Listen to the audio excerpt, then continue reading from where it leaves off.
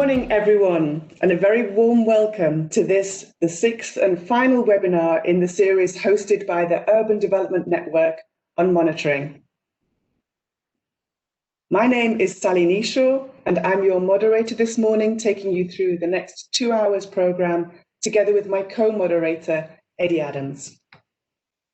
This webinar series is based on the Handbook, published by the Joint Research Centre of the European Commission, to help cities and managing authorities to understand better how to implement sustainable urban development at local level. The handbook is divided into 6 building blocks, 6 chapters, and today we're focusing on the 6th of those, called Monitoring, about measuring progress towards our goals. So in this morning's session, we're going to find out a bit more about why that's important, and what are the key principles related to monitoring progress, and also here's some inspiring examples from city and regional level of how to do this in practice. We're going to have an introduction to the handbook and to this chapter from the Joint Research Centre, and we're also going to get some reflections from expert rapporteur and some perspectives on future orientations within structural funds in the next programme period, to start preparing for that in the future. If you haven't managed to join us for the last of the 5 webinars, we can post in the chat the links to the recordings and the presentations from those. The aim of the series overall is to deepen our understanding about sustainable urban development within cohesion policy, so that it builds capacity for better projects, better investments, and more sustainability in our cities. The handbook and the recordings and the presentations online are in effect a permanent resource for you to be able to go back to check in on, and to help you guide you in your work at local and regional level. Next slide, please.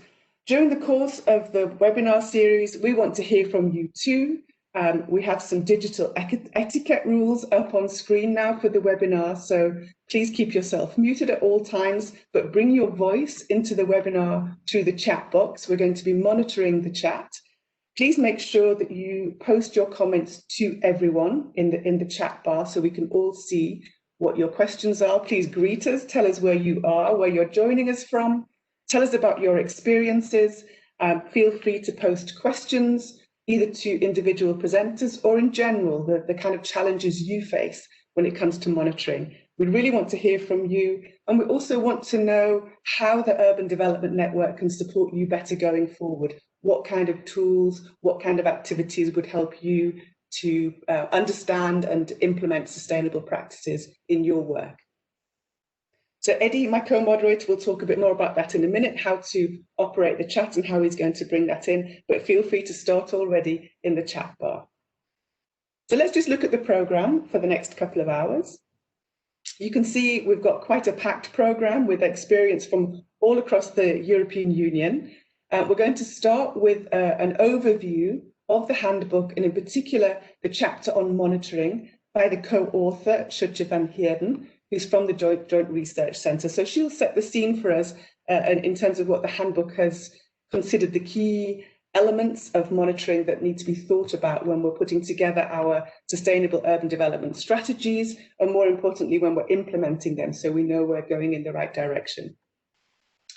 My co-moderator and colleague Eddie is then going to ask the audience, you, with some polling about what monitoring means for you and what's your level of experience and what you find difficult, or what you've done in the past in terms of monitoring your own projects and investments. And then we're going to have our first learning from practice session about monitoring frameworks, looking at it from a local authority perspective from Ina Homeyer, who's head of the Smart City Unit in the city of Vienna. And then we'll take a break and take some reactions from our rapporteur. This morning, our rapporteur is Raffaele Barbato, who's from Urban Innovative Actions Programme, with a lot of experience of monitoring, including monitoring innovation and how you monitor new and intangible effects of investments.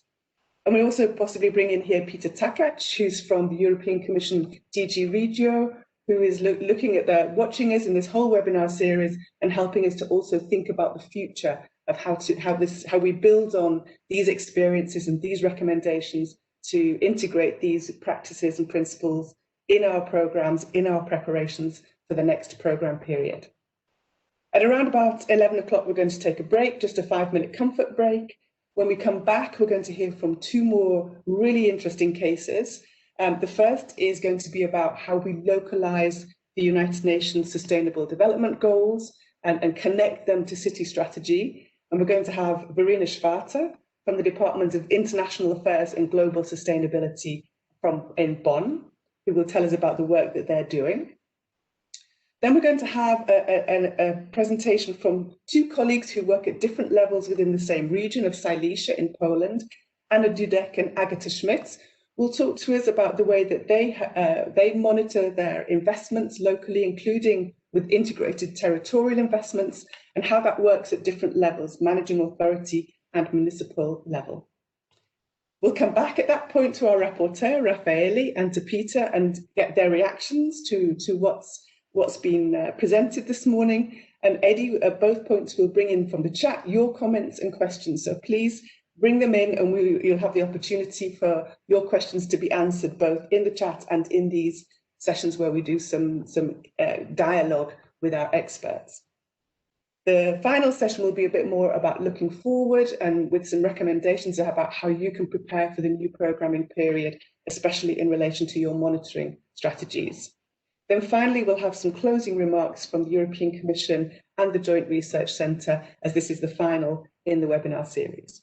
So that's what we've got lined up for you this morning. It's going to be really interesting. We've already talked to all the speakers. We know what they're going to say, and it's really helpful, I think, for lots of people. Some really good tips about how you can do this in your own work going forward. But right now, I'm going to hand over to my co-moderator, Eddie Adams, to start with bringing in people from the chat. Hi, good morning, Eddie. How are you? Hi, Sally. I'm good, thanks. Hi, everyone. That's a great lineup. But we're also mindful that we've got lots of knowledge and experience in the room with us. We've got 108 people in this session at the moment. I'm sure lots of you bring your own perspectives to this conversation about monitoring. Sadly, we can't meet face to face, but we want to make this as interactive as possible.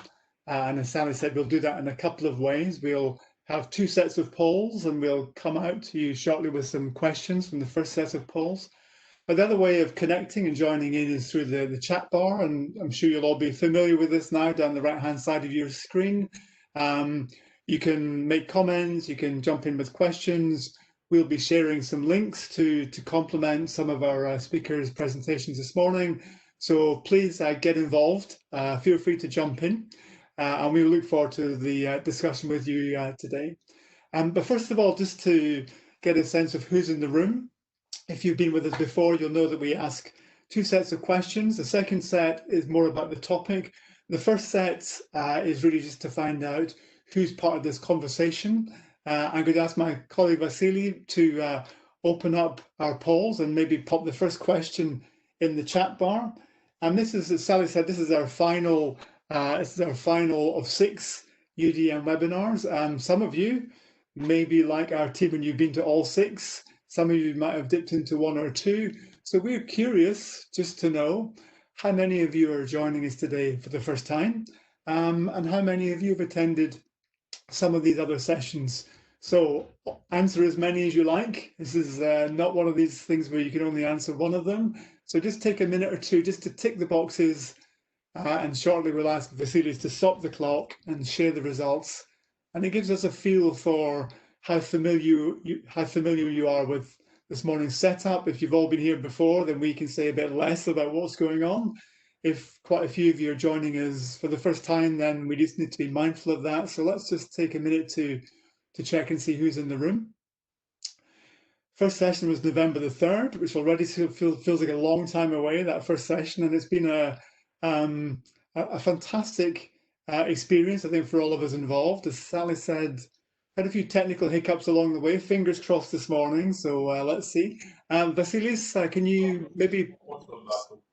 Yes, we are going to take the last 10 seconds. Okay. From stopping the clock to loading up, there's just a little pause on WebEx. So just bear with us while we just wait for those results to come through. I'm curious myself to see how many are joining us for the first time today. Okay, so Yeah, it's a pretty even spread actually. So the interesting thing is that you know, almost a third of you joining us for the first time. So that's really, really interesting. Yeah. Oh, sorry, no answer. A third of you. Yeah, we've that's been a consistent hiccup throughout the whole thing. So sorry about that. Maybe a third of you are just joining us and adjusting to what's going on. So please join in with the next question. So most of you, in fact, only 5%, 1 in 20, joining us for the first time. So most of you are quite familiar with the way we're doing things in these sessions, which is helpful for us to know. Let's jump to the next question. We have a multi-stakeholder community which have been part and parcel of all of our conversations. Again, just tell us what hat you're wearing today. Let's find out what organizations and what sectors are with us on this webinar this morning. Managing authorities, national ministry officials, city authorities. Cities and managing authorities tend to have made up about 40% of most of these sessions so far. But we've also had people from the private sector, from the research community, NGOs. So again, just take a minute, please, just to tell us what kind of organization you represent. Again, this gives us a good feel for levels of knowledge and also the perspective for the different stakeholders. And again, we've tried to vary these perspectives with our presentations. And you might have more than one, in fact. I noticed someone just said, Ben Cave, hi Ben. That there are more than one. You might want to just choose which hat you wear most of the time. So I know some of you juggle some of these hats, as many of us do nowadays. Okay, Vasily, I think that's probably long enough. So if you want to freeze the clock and we can just wait a few seconds for the results to pop up. I was just saying there that we tried to balance our speakers, and again this morning. So we have the results now. Okay, super. Okay, 20% managing authorities, 16% from cities, so together 36, so about up hovering around that 40% mark, managing authorities and cities, and the rest an even spread, 6% from universities, a smaller number, a smaller percentage of national agencies this morning than we've usually had, which is interesting. I don't know whether that's meaningful or not. 10% from private sector organizations, lots of organizations who are contractors delivering services, part of the wider sustainable urban development process. So let's get a little bit more technical with our third question. Let's just ask you, in your regular job, how familiar, how close are you to some of the things we're going to be talking about this morning? Let's pop up that third question, please, Vasily. So you've got 4 options. The first one is you are an expert in the field. You're super comfortable with all the language. You know your objectives from your results. You know your outputs from your indicators.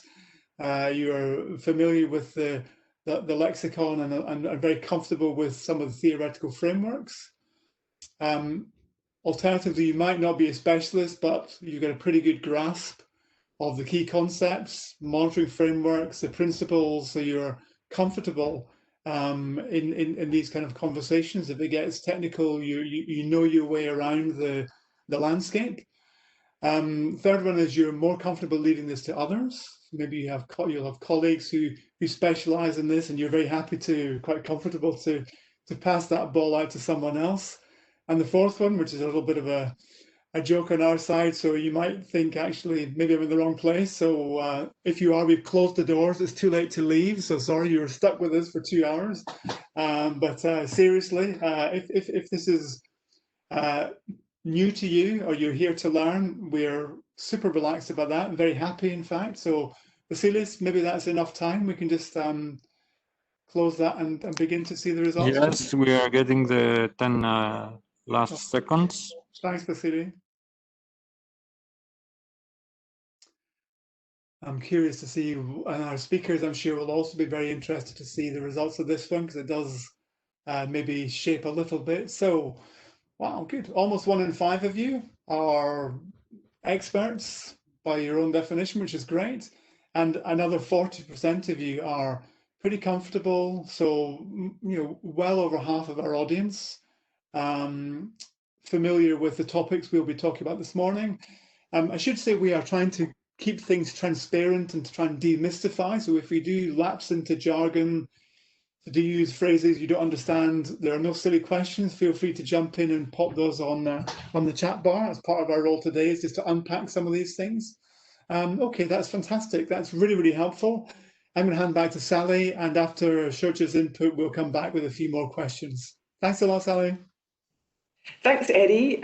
Interesting results on the polls there that we have. Our audience is quite often that balance between predominantly managing authorities and cities, so quite a mix of other people. So that's good to know. I'm particularly pleased that nobody feels like they're in the wrong webinar. So thank you for connecting. Thank you for being interested in this topic. It's going to be really great. And I hope everybody, whichever level you're at, will really get something from these presentations this morning. So without further ado, I'm going to hand over to our scene setter this morning, Shurcha van Heerden from the Joint Research Centre of the European Commission, who's going to take us through an introduction to the handbook and to the monitoring building block. Over to you, Shurcha. Thank you, Sally. Also, thank you, Eddie, and thank you everyone for participating. Good morning. Just to inform you, for matters of connection and just to be safe, I will keep my camera off for the time being. So indeed, my name is Shurcha van Heerden. I am employed at the Joint Research Centre of the European Commission. And of course, I'm aware that some of you already attended the previous webinars that are part of this series. But for those of you who didn't, which we just saw in the polls, let me just give you or start with a short introduction into the general objectives of the webinar. Next slide, please. So first of all the webinars in this series have taken place under the Urban Development Network, which is a network of around 500 urban areas, cities that receive ERDF funding for sustainable urban development, as well as for urban innovative actions. And the aim of the network is to improve ERDF implementation in the area of urban and territorial development. This is achieved by reviewing how European funds are deployed on the ground and by supporting the exchange of experience between cities involved in integrated sustainable urban development, which is of course something we are exactly doing here today. Next slide, please. So in line with this, the objective of this webinar series is, and it has been, to increase our knowledge on integrated strategies of sustainable urban development. So we wish to elaborate on the main elements of the Handbook for Sustainable Urban Development Strategies, and today in specific on the chapter about monitoring. That should be behind the semicolon. Lastly, we also wish to further reinforce and strengthen this community of practice, whereby experiences and lessons learned are shared among peers in direct dialogue also with the European Commission. Next slide, please. So central to this webinar series is the Handbook for Sustainable Urban Development Strategies. This is a European Commission product endorsed by the Urban Development Network. So the main aim of the handbook is to support the design and implementation of integrated urban strategies. And this is good to point out, specifically within the context of sustainable urban development under cohesion policy during the current programming period, but also for the upcoming one. The handbook is primarily written for local authorities, managing authorities, practitioners, and other relevant stakeholders. And it is designed to help tackle the main issues and challenges in the process of strategy making, offering the reader useful examples, data, leads to external resources, and practical recommendations. Next slide, please. So as said, the handbook includes 6 main chapters that each deal with a key building block or component of sustainable urban development. In the past webinars, the first 5 building blocks have been covered, and this brings us to the last chapter or the last building block. Now, before we dive deeper into the monitoring, let me just quickly point out that the handbook also has a dedicated web page. There you can easily navigate between chapters, and it also links you to Stratboard. This is a publicly available database that offers a wealth of data about all the strategies that are currently implemented throughout the EU within this programming period. Next slide, please. Okay, this is the topic of our of today, the monitoring of sustainable urban development strategies as supported by cohesion policy. Next slide, please. A first obvious question, of course, is why is monitoring considered one of the building blocks of a successful strategy? In general, it is observed that good monitoring arrangements are important because they can provide timely information on progress. In this sense, they can also serve as some kind of early warning systems. They support the data needs for strategy evaluation. Clearly, they provide the evidence, the results for this. And further, it's expected to strengthen transparency and legitimacy of the strategy. Now, acknowledging these benefits, yes, thank you, I will now discuss the issue of monitoring on the basis of three main issues at stake. And the first issue at stake is setting up your monitoring framework. So there's substantial support available to authorities involved in monitoring, among which support that specifically focuses on sustainable urban development strategies under cohesion policy. And building upon these documents, the key concepts for monitoring are further discussed in the handbook, also providing links to additional material when relevant. So in the current programming period, there are explicit efforts made to design programs according to a logical framework. The logical framework, or intervention logic, is a framework that specifically supports interventions to achieve results. And within the logical framework, specific objectives should define the change that a strategy, so the result that a strategy intends to achieve. Furthermore, indicators should then quantify measurements in such a way that the progress can be structurally monitored. And this is mainly done by means of so-called output and result indicators. And result indicators require a baseline value. This is usually a value that the result indicator has at the beginning of the programming period or strategy. And next to the baseline value, it also should have a target value, and that reflects the value that is aimed for, so the final value at the end. And output indicators, they typically describe the progress of the resources spent. So think of spent funding, spent time, spent effort. So in short, you can say output indicators refer to what has been done, and result indicators to what has been achieved. Next slide, please. Now, having a basic idea, which many of you have, which we saw in the poll, of the key concepts, it does give way for the challenge to put these concepts into practice.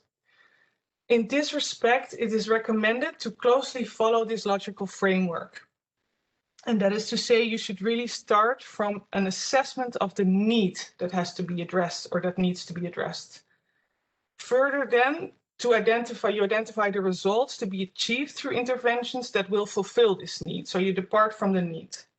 So for example, if the need is to decrease the number of road traffic incidents, possible interventions are to create better road signs, to improve driver behavior, or to change behavior towards public transport.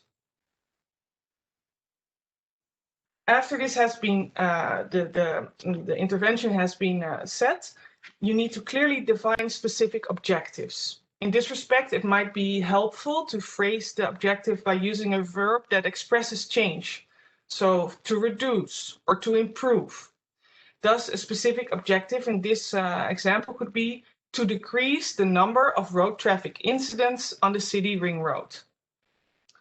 Once this specific objective is defined, a baseline value for a result indicator could be 150 incidents per year. And the target value for this result indicator could then be set at 100 accidents a year or incidents. Overall, it can be stated that it's easier to measure outputs than results. For example, if the specific objective is to decrease the number of road traffic incidents, the output indicator could measure the kilometers of newly constructed railroad. However, the effect of this new railroad, so the output, on the number of traffic accidents, the result, is less straightforward, given that many more factors may affect this outcome. Now, clearly, for many administrations, a lack of human capacity and/or methodological skills can be an issue. So in this respect, consider the use of technical assistance to increase staff capacity and/or other sources to support training on data or methodologies. Also, you can explore the options of bringing in external expertise, maybe from local universities or stakeholders to support with the design of a monitoring framework. Now, finally, also one key challenge that faces strategies is that indicators combine measurements of a specific sector or policy theme with the assessment of integrated territorial effects. So this points to the issue of how to measure the specific effect of using an integrated approach. There are different ways to address this challenge, and that ranges up from building up from theoretic assumptions to the use of advanced statistical analysis. Next slide, please.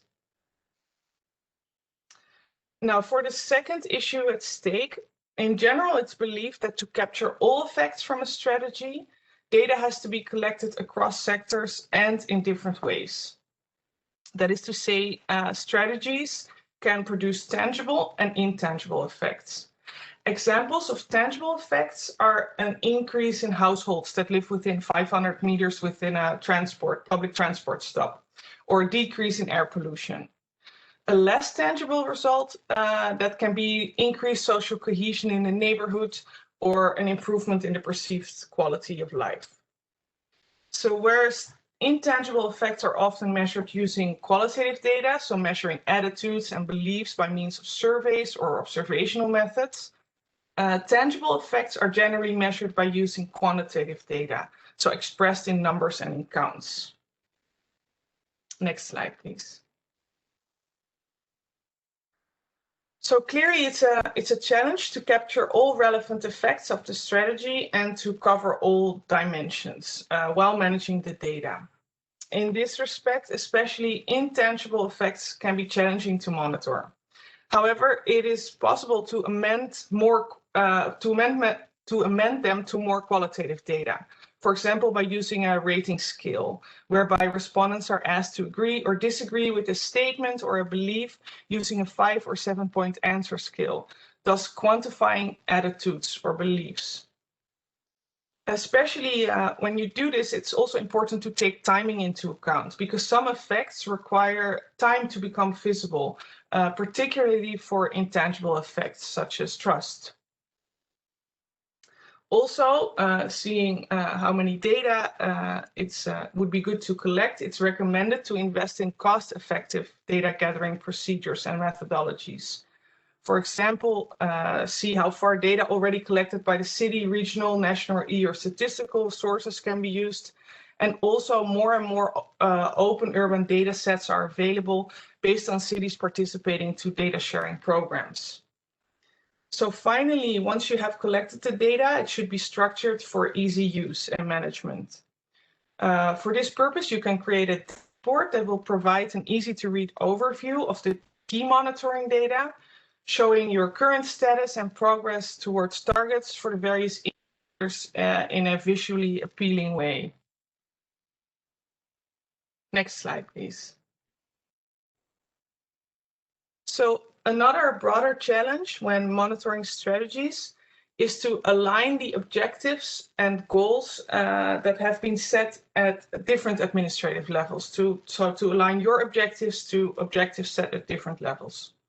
Many, if not all, strategies are designed and implemented within a context of local, regional, national, and supranational agendas. Next slide, please. Now, seeing this challenge, it's amongst others recommended that at the urban level, strategy implementation should be coordinated as much as possible with other initiatives and systems which are being implemented in the urban areas. So this may include the alignment or coordination of monitoring systems, also in order to create strong subnational mechanisms for monitoring the higher level agendas.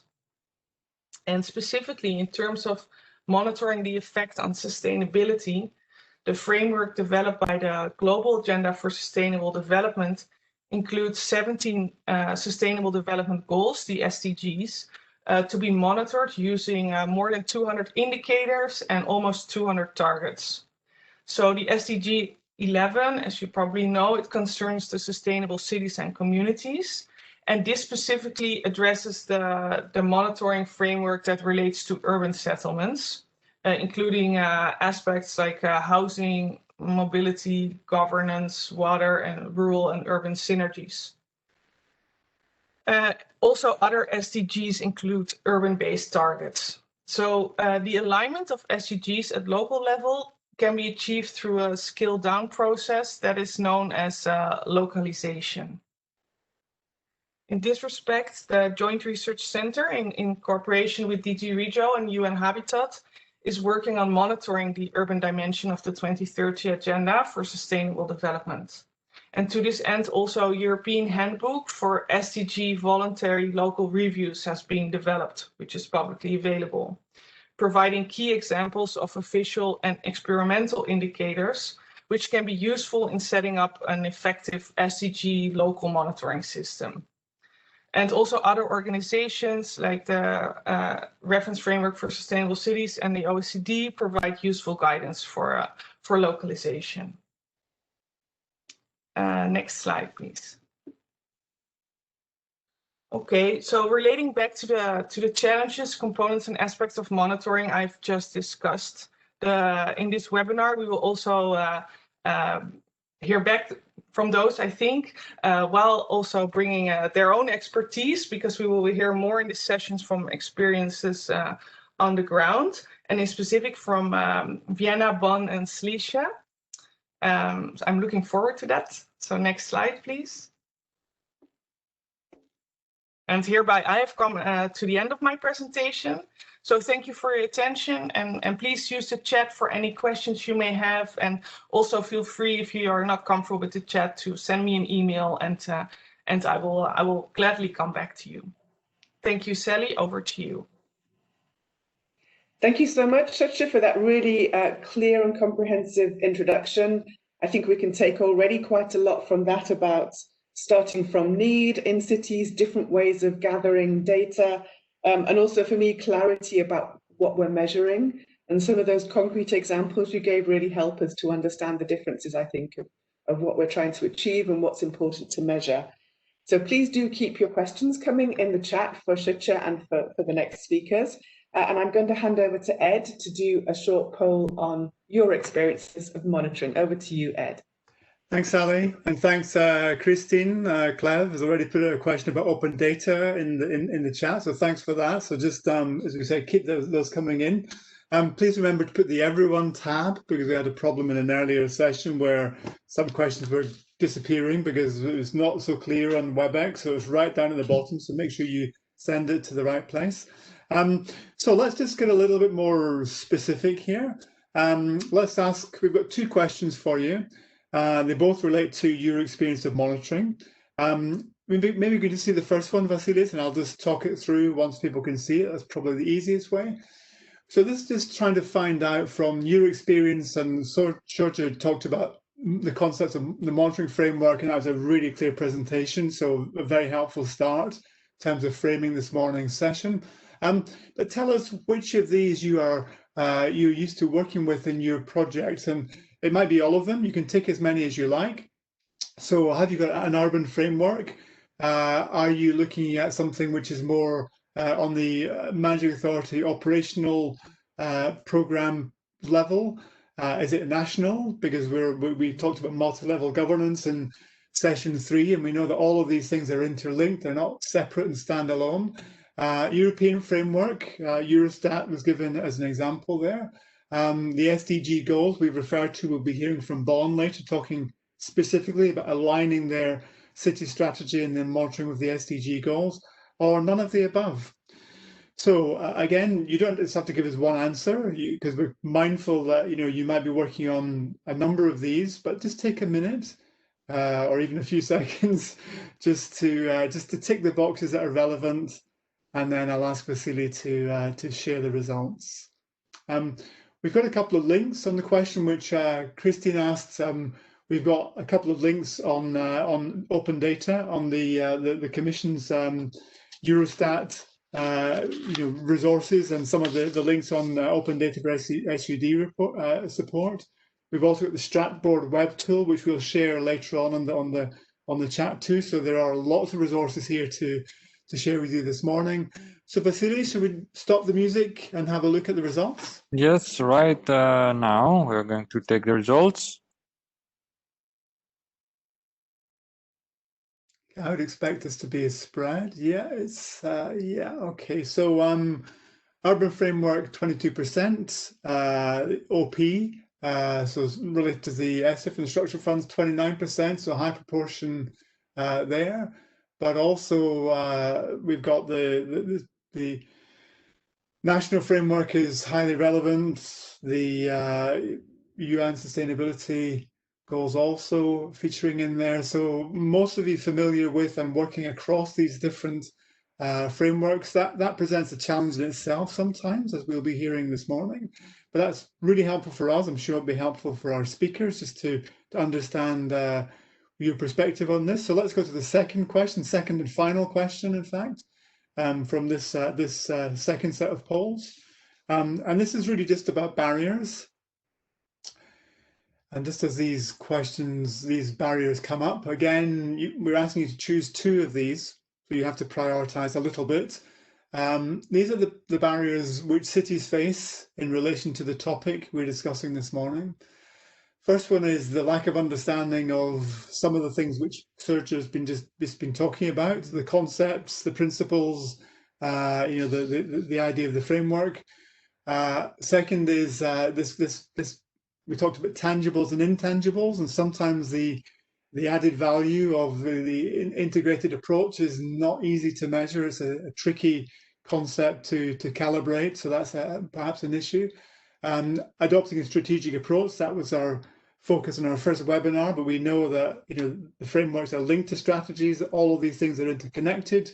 That again links to territorial levels, it links to a range of things we've discussed in these webinars.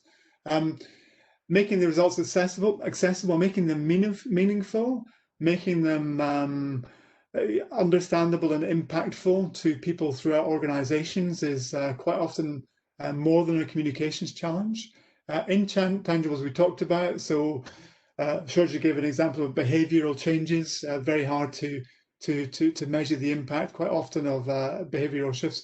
And the final one, and it's quite a long list, this one, but they're all relevant, is project timescales. So sometimes when we're looking at long-term strategic planning, the results are maybe 5, 10, 20 years in the future, and maybe the funding cycles require us to report back in a shorter time frame, and sometimes even within 3 years. So that might be an issue you're familiar with. If it is, please check one of the boxes. So do you have the results? Yeah, I'll stop talking. You can share the results. Thank you.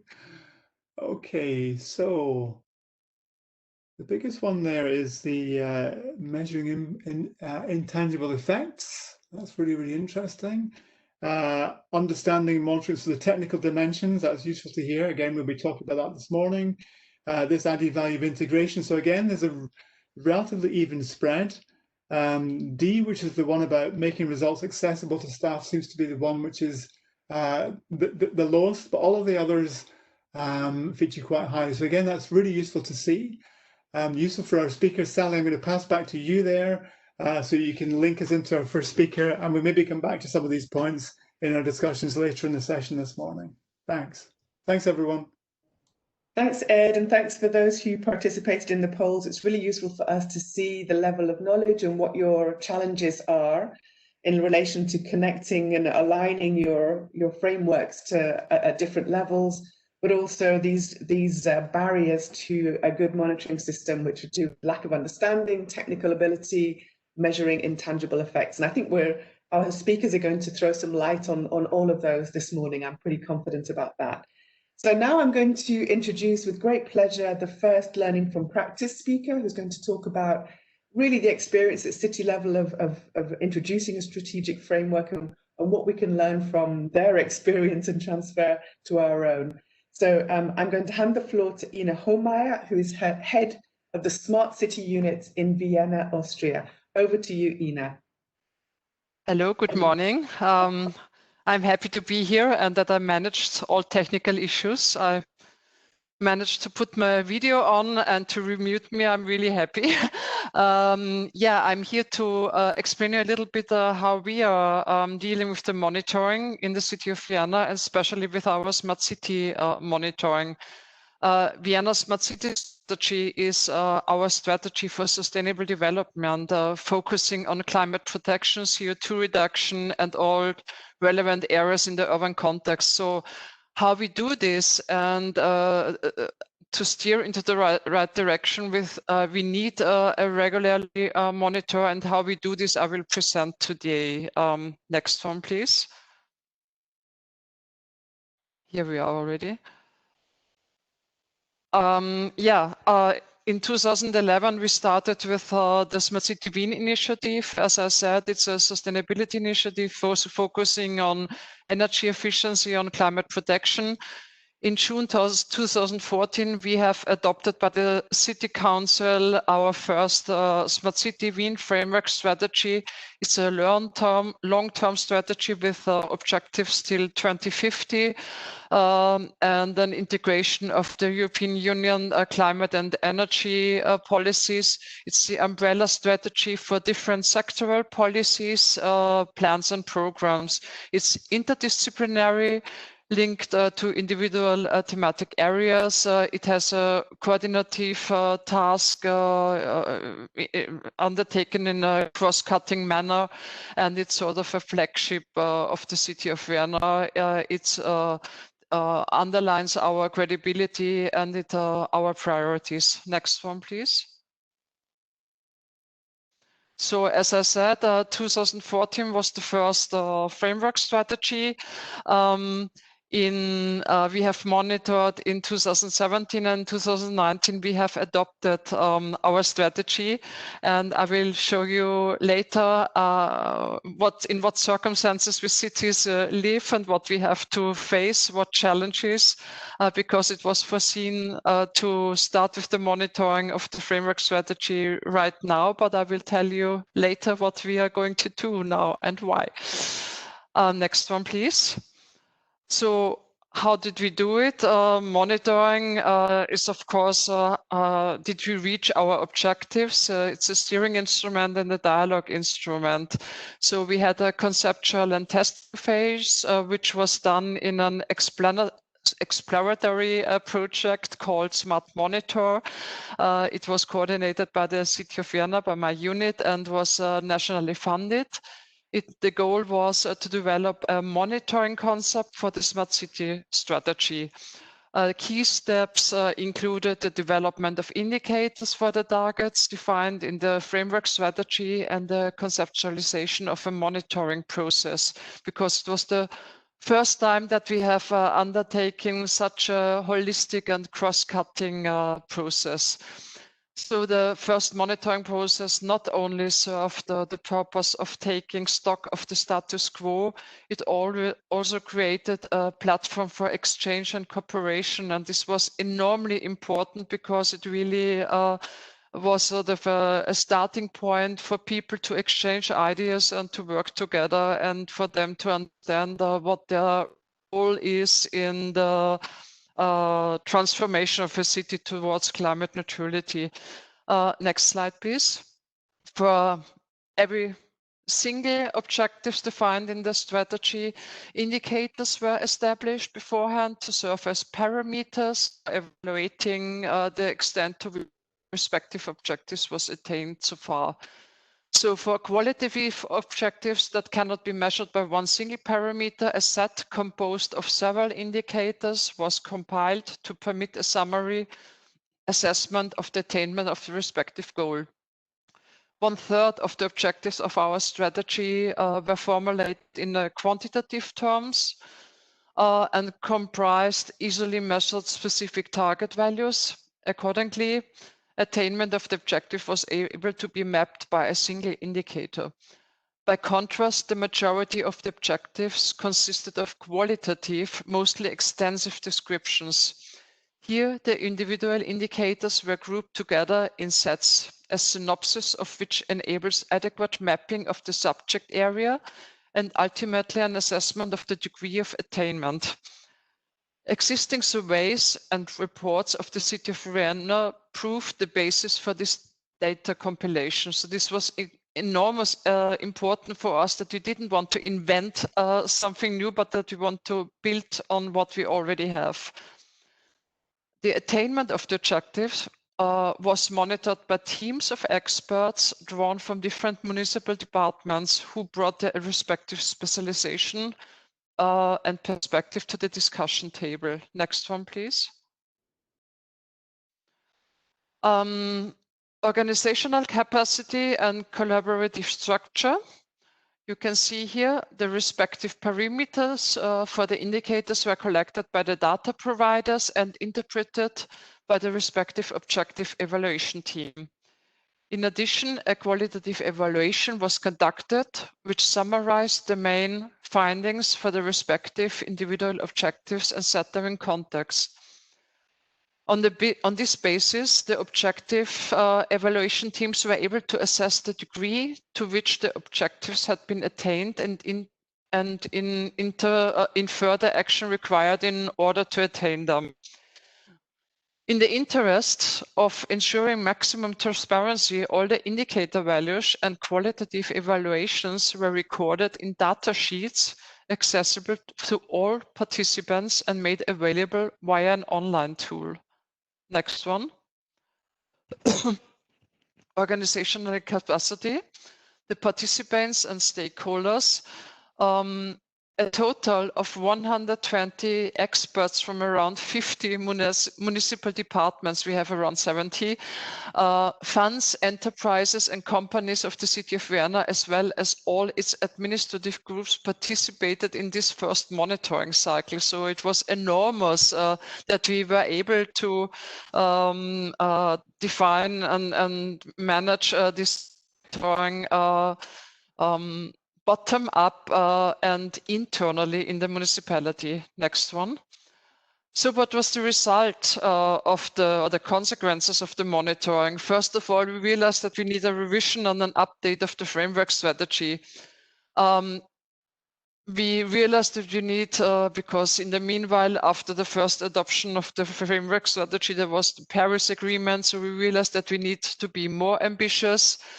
We realized that the strategy, being an umbrella strategy, was not really clear for our colleagues.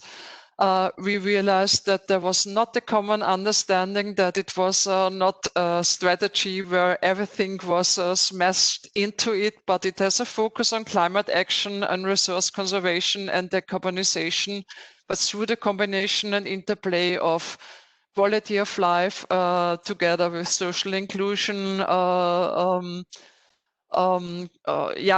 integrating a technical and social innovation. We realized or we identified conflicting objectives, discussed them and prioritized them. We realized that when you define objectives, that you should always formulate the indicators already while defining the objectives. Otherwise, it gets quite complicated later during the monitoring process. And we identified new thematic fields like climate change and the sustainable development goals. Next one. So in 2018, we started the update of the framework strategy. We made a stronger focus that it's Vienna sustainability strategy. It supports the Paris Agreement, and we included the UN Sustainable Development Goals into the strategy. So we have not invented another strategy to reach the SDGs. We have included them, and we have demonstrated how we want to achieve with our objectives the 17 SDGs. Next one. So what is the next step, or what was what next steps was foreseen. We wanted to start next year with the new monitoring. We have already in the update of the strategy, we have defined the indicators. We are going to integrate the SDG monitoring.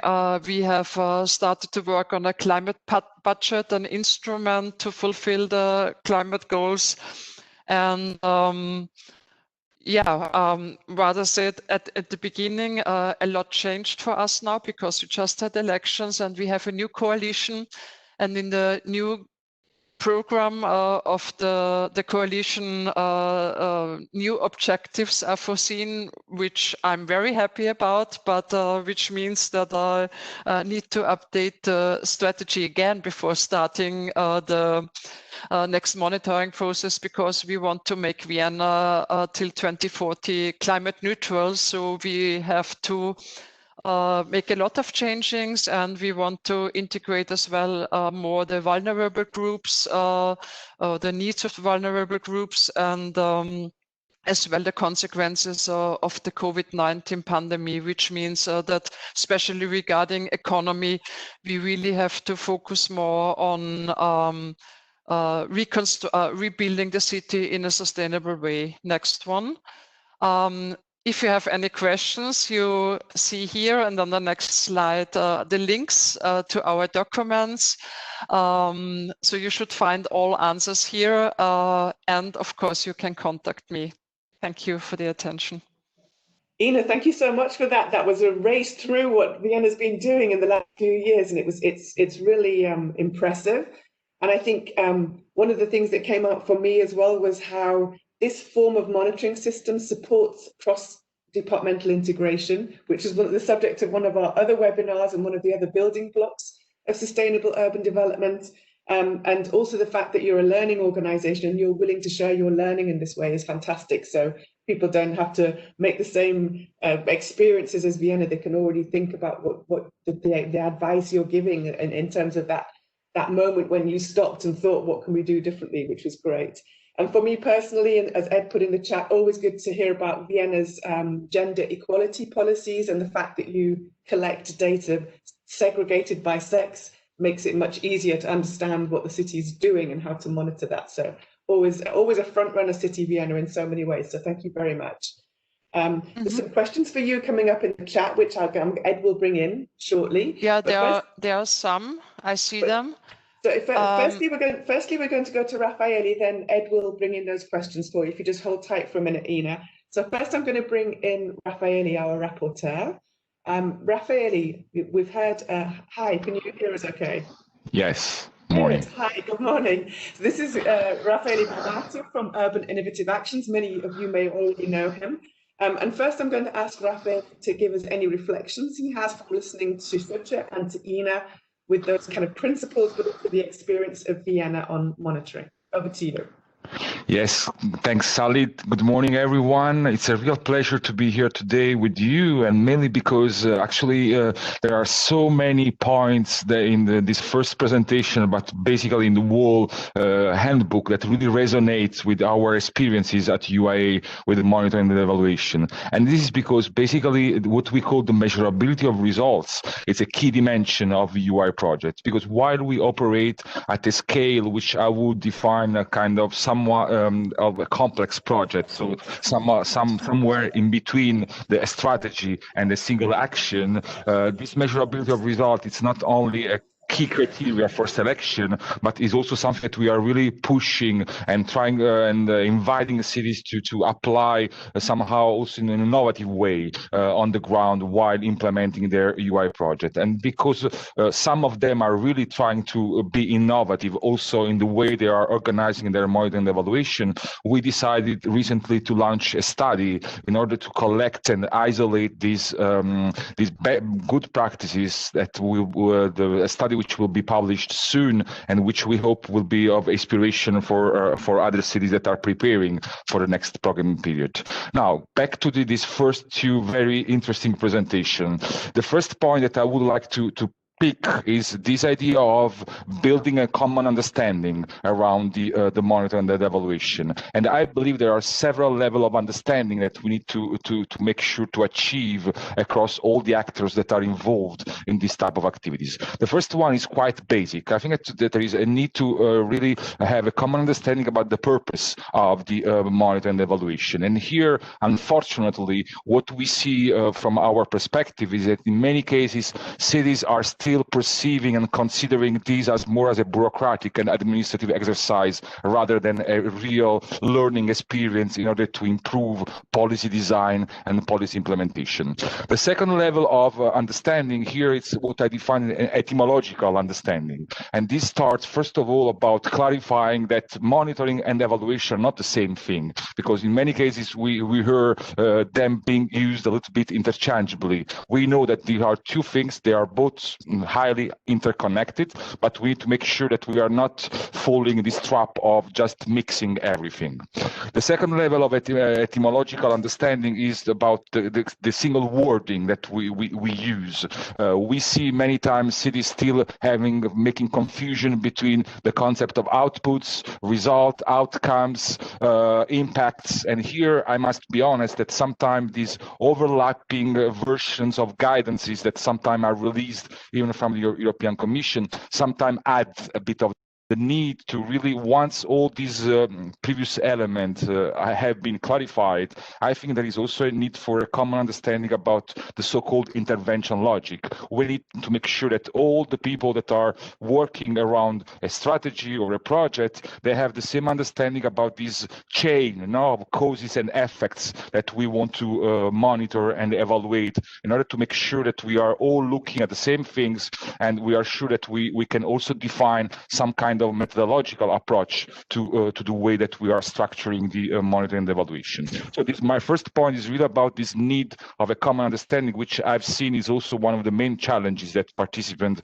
have been pointing. The second point is about the capacity and the skills, the capabilities that we need in order to deliver monitoring and evaluation. What we see at UIA is that in almost all cases, there is a real specialization of who does the monitoring and evaluation. And this is in many cases, let's say, scientific or academic partners that are involved in the project. This is fine because this is where let's say, the skills and the competencies are.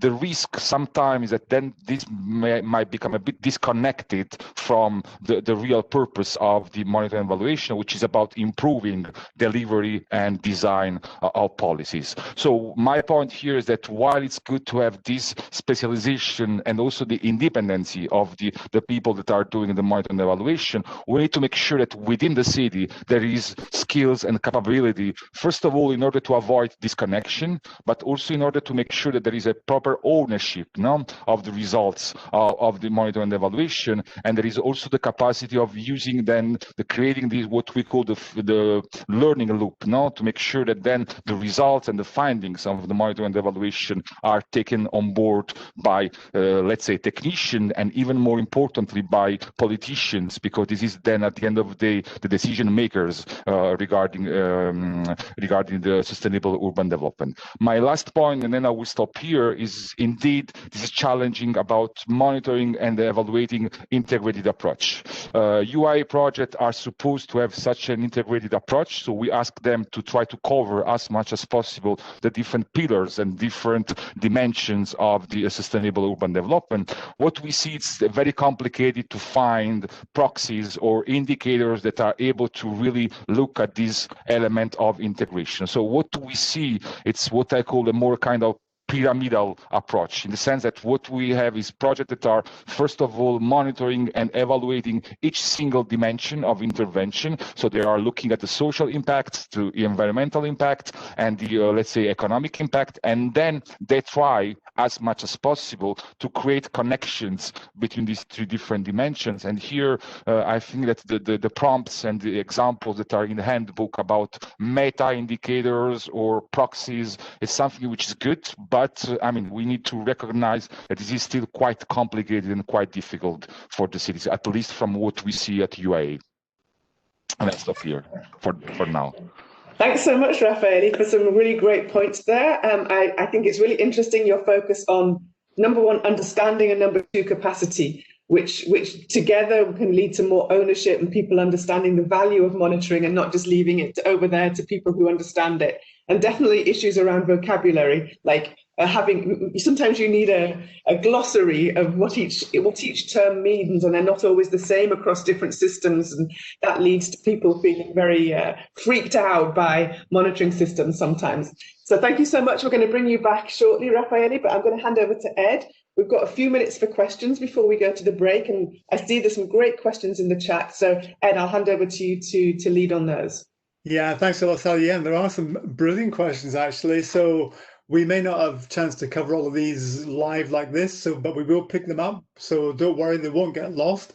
I've got a question for Sjoerdje first of all, and then I've got a couple of questions for Ina. So Sjoerdje, Paolo Amato, and Paolo, you've been a consistent contributor in these questions, these conversations. So thanks so much for your question, which a couple of other people have also endorsed. And it's about the fact that you know, for cities like Vienna, it's maybe easier because it's a capital city, has all of this capacity and knowledge and resources. And the question's about for smaller and medium-sized cities who are maybe less familiar with this, they've got less experience. What kind of advice and guidance and thoughts can we give them around, you know, how they can improve their approach to monitoring and evaluation, which is also part and parcel of this conversation? Is this a question for me? Yeah, okay, sorry. Yeah. Okay, I didn't get it now. I didn't want to. I can only tell you how we are handling this in Austria. We have sort of developed or started a smart city network, a platform of various cities in Austria, and we are exchanging there our knowledge, and we are helping it. Because it's not that we in Vienna know everything. We are learning from smaller cities like Graz, Salzburg, and I mean, we are really much bigger than them. You all know this. We have only 10 cities, over 50,000 inhabitants in Austria, and Vienna has 1.9 million. So the other big 9 million. So second biggest city has 250,000 inhabitants. So we're exchanging there, and I think the process we have started was, of course, enormous. But generally, if you have objectives in your strategies which are clearly defined and where you have thought the indicators from the beginning, I think it helps a lot. Of course, a big problem we were facing is the availability of data. This is maybe an advantage smaller cities have because it's more easier. It sounds like it's more easier to within the city, the municipality to find them. In Vienna, it was partly quite complicated to find out where the data is sort of hidden. And of course, I saw one of the in the chat. We used as well experts and research institutions to help us in setting up this monitoring framework. But of course, being a big municipality, we have the staff for the expertise within the municipality too, and this is an enormous advantage, of course, because we have as well in the last years hired researchers and experts of the different areas. And can I ask you to link to that, maybe just one final question for you, Ina, before we go to the break, and I'll hand back to Sally shortly, is in terms of costs, you see someone's asking about the cost and the political permission. You know, embedding this in your work has cost implications. Just maybe say a little bit about how you approach the question of, you know, meeting the costs of this external expertise and the other financial implications of working this way. Yeah, as I said, it was rather cheap because we have done it internally. I mean, cheap. We didn't have to give a lot of contracts outside. What is a little bit expensive is the information technology. I mean, the technical tool that is really working well. These are major costs, but as well here we have tried it internally because we have an own department for ICT. we have asked for funding. We have in the normal programs, we have submitted our projects. We have, as well in Horizon 2020, for instance, we have been part of the City Keys project, and we managed to get a lot of knowledge and expertise. And we have as well received for a part of the monitoring structural funds. But generally, it was internal costs and it was mainly personal costs. But of course, this is a lot because we sort of had to set priorities and other work has not been done.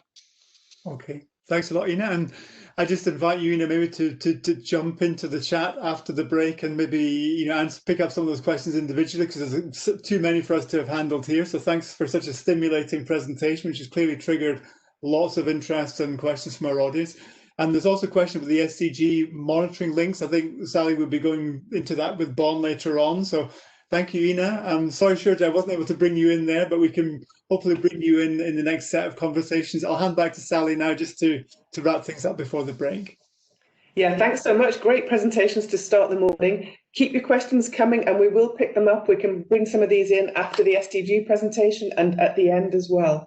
So we're going to go to a break for 5 minutes. We're going to come back at 8 minutes past 11. So let's have a short break and we'll see you in 5 minutes. Hello and welcome back everybody to the second part of this webinar by the Urban Development Network on monitoring in sustainable urban development. So thanks for the first session, great inputs there and some great questions in the chat. Keep them coming. In the second part now, we're going to hear from two more practical cases on the ground across the European Union. The first of which is Verena Schwarzer from the Department of International Affairs and Global Sustainability in Bonn.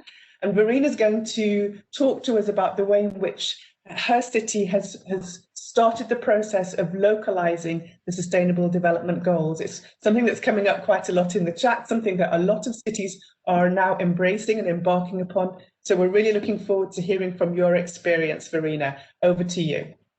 Thank you, Sally. Good morning from my side to everyone as well. I hope you can hear and see me well. I will talk a little bit about how we use monitoring tools in the development of an SDG-focused strategy and its implementation. Next slide, please. Short introduction to the city where I come from. Bonn is a medium-sized city in the middle of Germany. It has around 330,000 inhabitants. And one of its unique features is that it's Germany's UN city with currently 24 UN agencies, among them UNFCCC working on climate, UNCCD working on the combating desertification, UNV, IPBES working on biodiversity. So they are all working under the common theme, shaping a sustainable future, which is also like an obligation for the city, the municipality itself to be quite active in this respect. And so the SDGs are a very meaningful context in which we work. Next slide, please.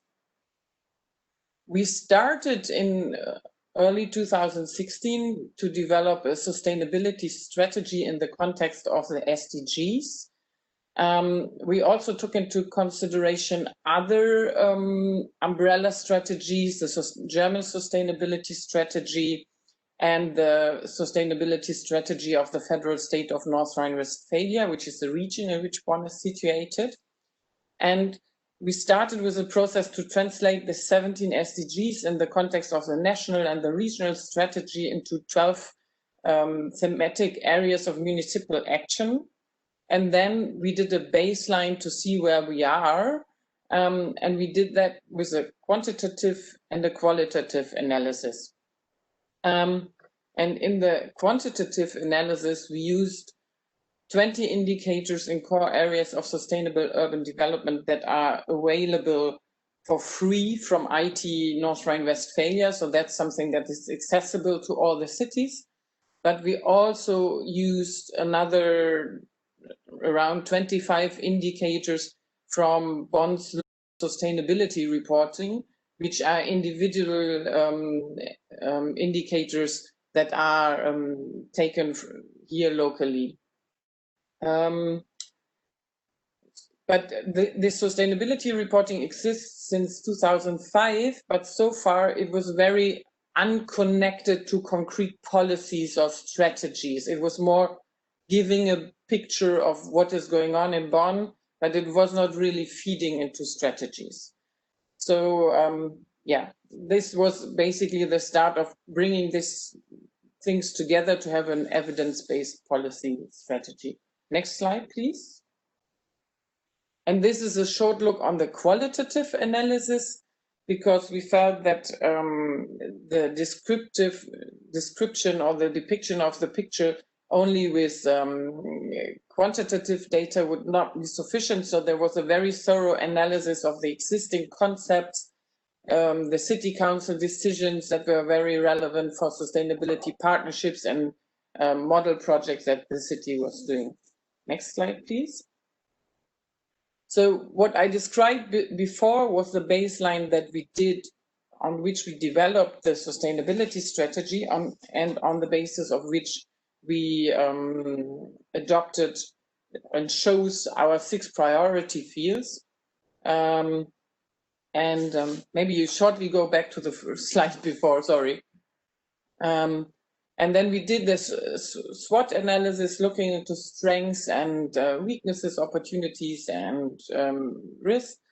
And then we decided 6 priority municipal fields of action. And these are climate and energy, mobility, natural resources, participation and gender, global responsibility and one world, and business and labor. And now this strategy was adopted, then finally we developed objectives and measures for that, and it was adopted in early 2019. So we're now in the process of the implementation of this strategy. Next slide, please. And with the implementation of the strategy, we now developed a monitoring tool, Bonn's first voluntary local review. And this voluntary local review is bringing together the sustainability reporting we had before, has enhanced it in some respects, and now creates interlinkages between this political strategy, the sustainability strategy, and the indicator-based reporting. For this voluntary local review, we broadened the indicator base. I will show you some of the approaches from which we draw these additional indicators. And we used a very strong visualization to also have a very good tool to create transparency and strengthen the dialogue with citizens. The sustainability reporting we had before was a very scientific report, I would say. So this is how this voluntary local review was started, and it just came out this October. And maybe we can have a short look into it. Next slide, please. So it's structured along the 6 priority areas that we working on in our sustainability strategy. It contains 47 indicators in total. It's using the data up to 2018, 2019. It's focusing on timelines. You have this visualization of the indicators. You have, for each indicator, you have a reference to the SDG, and you have an interpretation showing the trends and developments within this for this indicator, and you have a little traffic light system that shows where we're going to. Next slide, please. And here you can see that is the summary, so to say, of all the indicators. You can see for each of the thematic areas. For instance, here you see mobility and climate and energy. What are the indicators that we used? What is the SDGs that are concerned? And what is the trend, in which direction is the trend going? You will also see availability of indicators is an issue, because you find that some of the thematic areas have 12 indicators, while some other ones have only 1 indicator. Next slide, please. What were the resources that we looked into? What were we inspired on? One thing was the municipal SDG indicator set. That was developed for German municipalities based on an initiative by the Association of German Cities. We took 11 additional indicators from this set, but there are also other indicators, so-called second-degree indicators, for which you have to do your own analysis. So it's of course very costly and time-intensive to get values for that. So we skip those. There's an SDG portal for German municipalities that is run by also by the Association of German Cities, that focuses. The advantages are it's very easily accessible. It focuses very much on benchmarking with other cities, something that in our city we much more focus on timelines and how is the development for the city within the time. Are we going on a good direction, or are things deteriorating, which we focus on? And in this SDG tool, the context is not so much there. It's rather neglected. We also learned a lot from the OECD program, a territorial approach to the SDGs. It's also working very much with benchmarking. It's setting defined targets for the SDGs once you've reached them, when you've reached them, which are basically relative value and values referring to the situation in your country.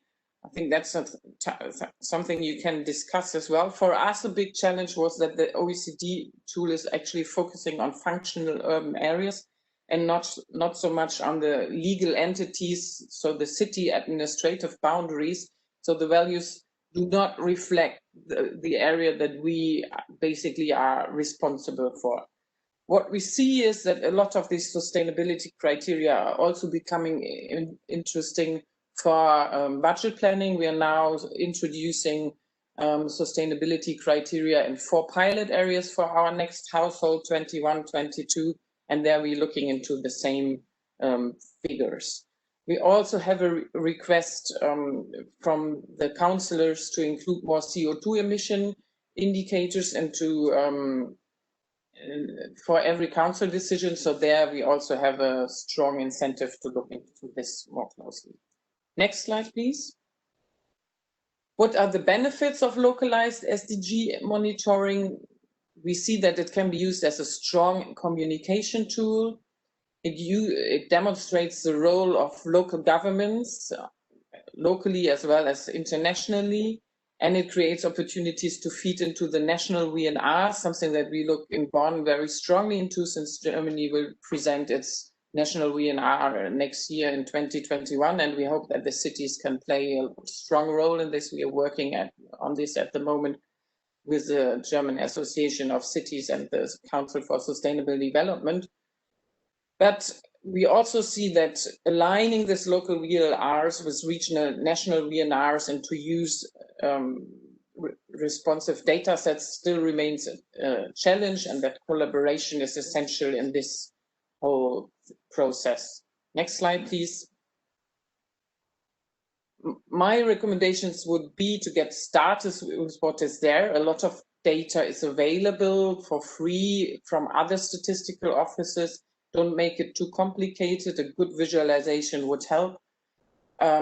Demonstrate links with strategic goals, because I think pure monitoring without a political goal is a monitoring in itself, but doesn't lead to a next level, so to say.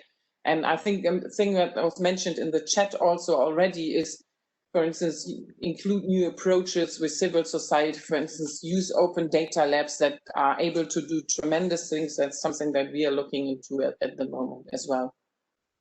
That's all from my side. Next slide, please. Thank you very much, and happy to answer your questions. Marina, thank you so much. That was a great presentation with lots of practical experience from the city of Bonn, sharing that with us. I particularly love the visualizations. They make it so clear what is happening, which SDG it's connected to, with the arrow for the trends. This must make it easier for all people working in the municipality, for politicians, but also for citizens to see how the city is doing. I think that's really, really smart way of sharing your results in relation to the SDGs. So as you say, we have some questions in the chat. We're going to pick those up at the next break. So if you could have a look at those, Verena, and we'll come back to you after the next input from Poland. So moving on now to our third learning from practice input this morning. I'm very happy to have with us two colleagues from Silesia in Poland who are going to talk to us a bit about their respective work at different levels of governance, from managing authority level and from municipal level, and how they've connected their monitoring strategy, built a strategy that works at those different levels. So first of all, we're going to hear from Anna Dudek, who's from the Managing Authority of Silesia, and then she's going to hand straight over to Agatha Schmidt, who's from the Association of Municipalities and Counties in the central sub-region of Silesia. And they're also going to pay particular attention to integrated territorial investments as a tool under cohesion policy. So really interesting stuff, and a duo coming up here from Poland, from Silesia, Poland. So Anna, over to you first. The floor is yours. Hello, everyone. My name is Anna Dudek. I work as a main expert at the Regional Development Department of the Marshal Office of Silesia region. I've been involved in programming and implementing of the ITI instrument for 7 years now. Let me present you a brief overview of the monitoring system adopted under our program to measure the results of sustainable urban development strategies in Silesia. Next slide, please. Let me start with some basic information about our approach to implementation of the ITI instrument.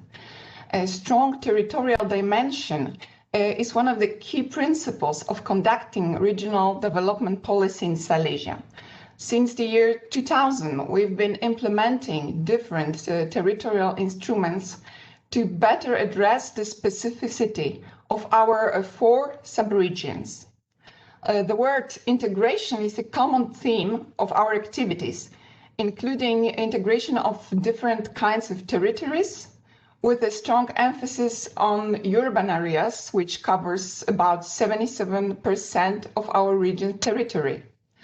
Also, integration of local governments cooperating actively within associations, one of them working for more than 18 years now, and 2 of them are quite new but very active. Finally, integration of different thematic areas. Only under our regional operational program, ITI, we managed to combine as much as 20 priority investments, including ERDF and ESF intervention. And next slide, please. The framework of implementing and monitoring system of ITI strategies is based strongly on a rather sectoral cohesion policy system. Our Ministry of Regional Development, although quite flexible, adopted more of a top-down approach, assuming a close direct link between the strategies and our regional program.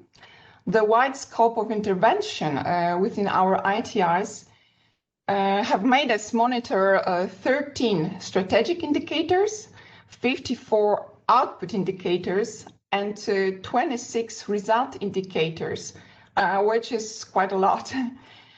Almost all of them are concentrated on sectoral dimension of the intervention. And next slide, please. Our ITI strategies monitoring system is focused on measuring the outputs and results of particular projects which are submitted to managing authority or the intermediate body in response to proposal calls. Our main ICT monitoring system sees the projects only after they are formally submitted. But thanks to close cooperation with our local and urban partners within ITI, we managed to see and predict, for example, the funds demand and even some possible delays and barriers much earlier. It is a strong point of the whole process. My colleague Agata will elaborate more on that matter. We had some problems at the beginning, for example, with the admission of new entities to our ICT monitoring system because its architecture was not flexible enough at the beginning to give access only to partial data appropriate for given subregions. As I said, we have 4 subregions, 4 ITIs in Silesia, but we managed to cope with that quite successfully. We also prepare some monitoring reports by ourselves and send it to the local authorities on a regular basis, just to keep them well informed about the implementation progress. I think that the exchange of information between both of us runs quite smoothly now. The next slide, please. And this is also the reason why our ITI's implementation progress is quite advanced, and the number of projects is, well, quite unprecedented. It is more than 1,500 projects in 4 subregions now. Next slide, please. The definite strong point of our ITI monitoring process is a well-planned and focused evaluation system, concentrated on qualitative results of intervention.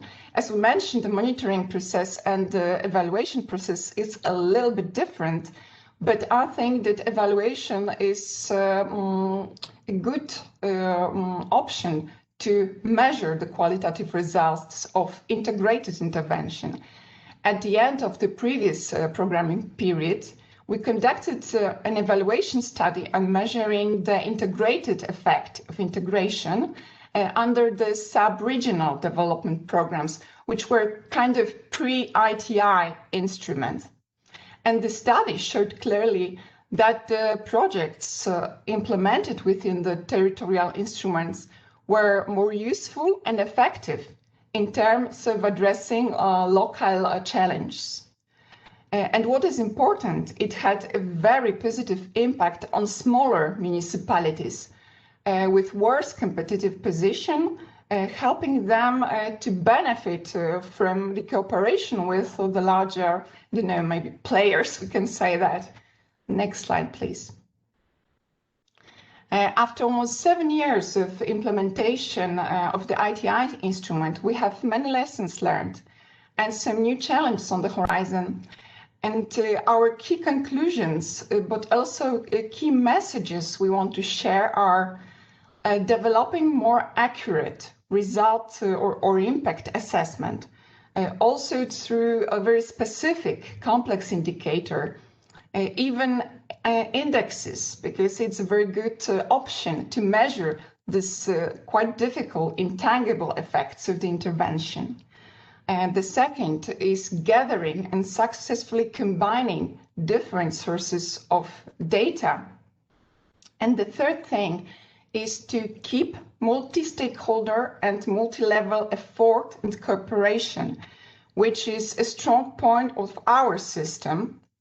And I think that the cooperation generally is a very horizontal and important issue. And that's all from my side. Thank you very much. Thanks, Anna, and over to Agatha. Good morning, everyone. Thank you for the invitation to this webinar.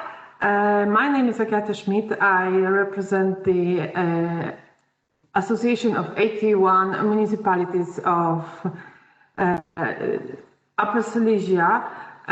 We are the association and also the intermediate body for our regional operational program in Silesia to implement integrated territorial investments. Next slide, please. Just a general view of our association, so you can see the amount and figures. We have more than 2.7 million inhabitants, which is quite a huge territory and a lot of work to do for us, quite a challenging one. Next slide, please. Just to show you the scale of funding that we have to implement that is in our ITI. It's now 755 million euros, which is divided, as Anya said, between ERDF and ESF.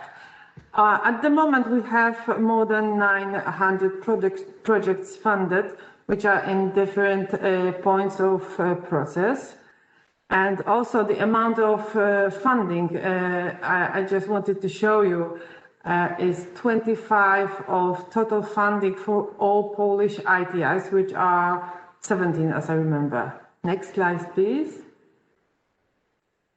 Just a quick look for our strategy.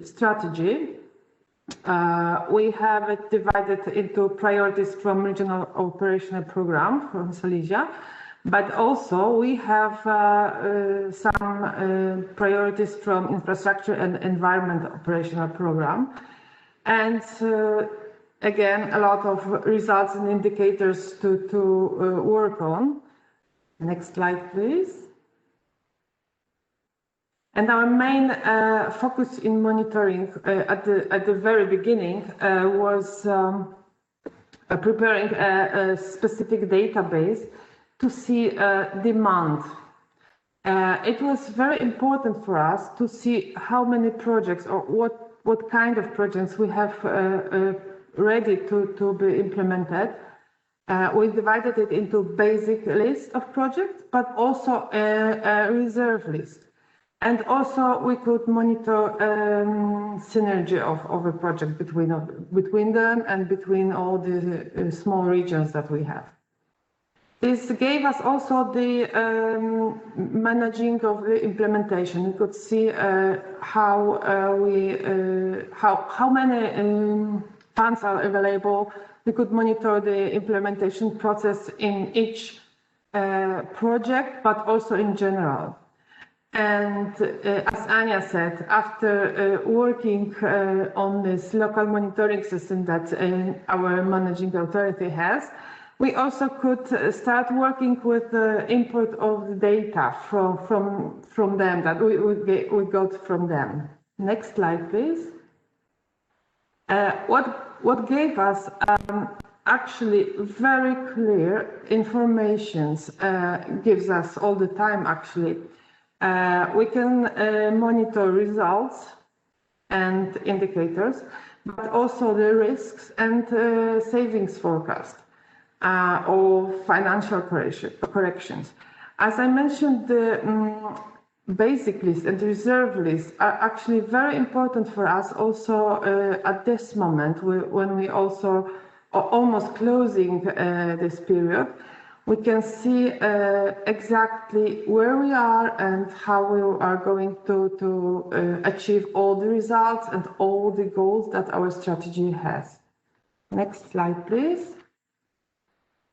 This was our database and our actually very important tool, but not the most important. I want to tell you about our coordinators. These are representatives from our municipalities, but they actually help us.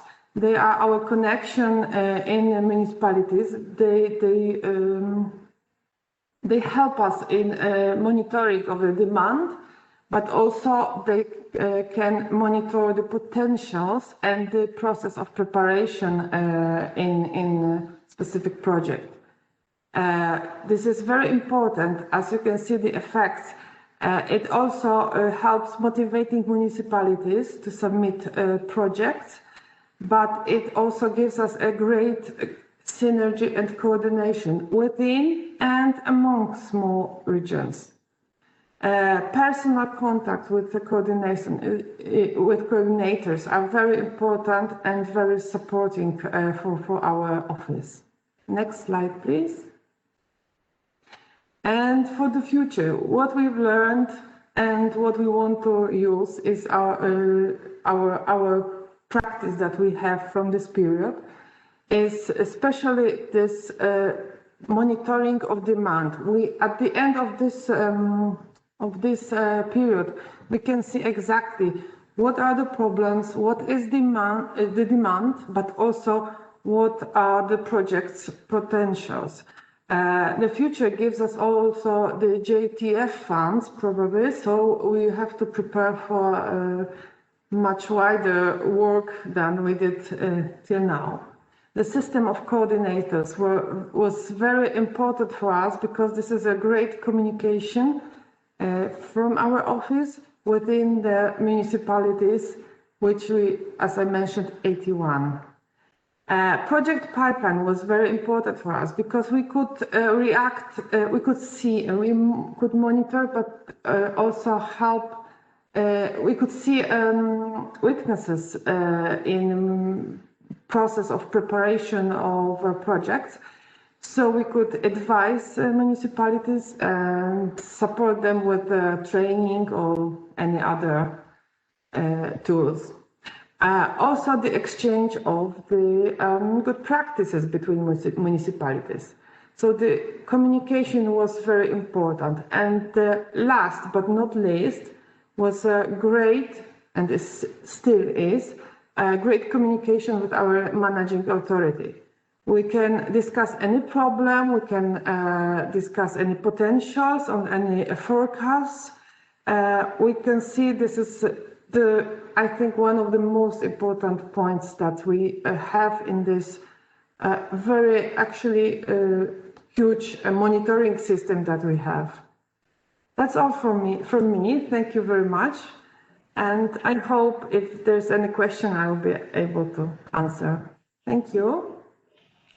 Thank you so much, Agata and Anna, for that two-sided presentation of colleagues who work together, who have created this really effective cooperation, as you said, a smooth cooperation and a system that works from the operational program down to municipal level.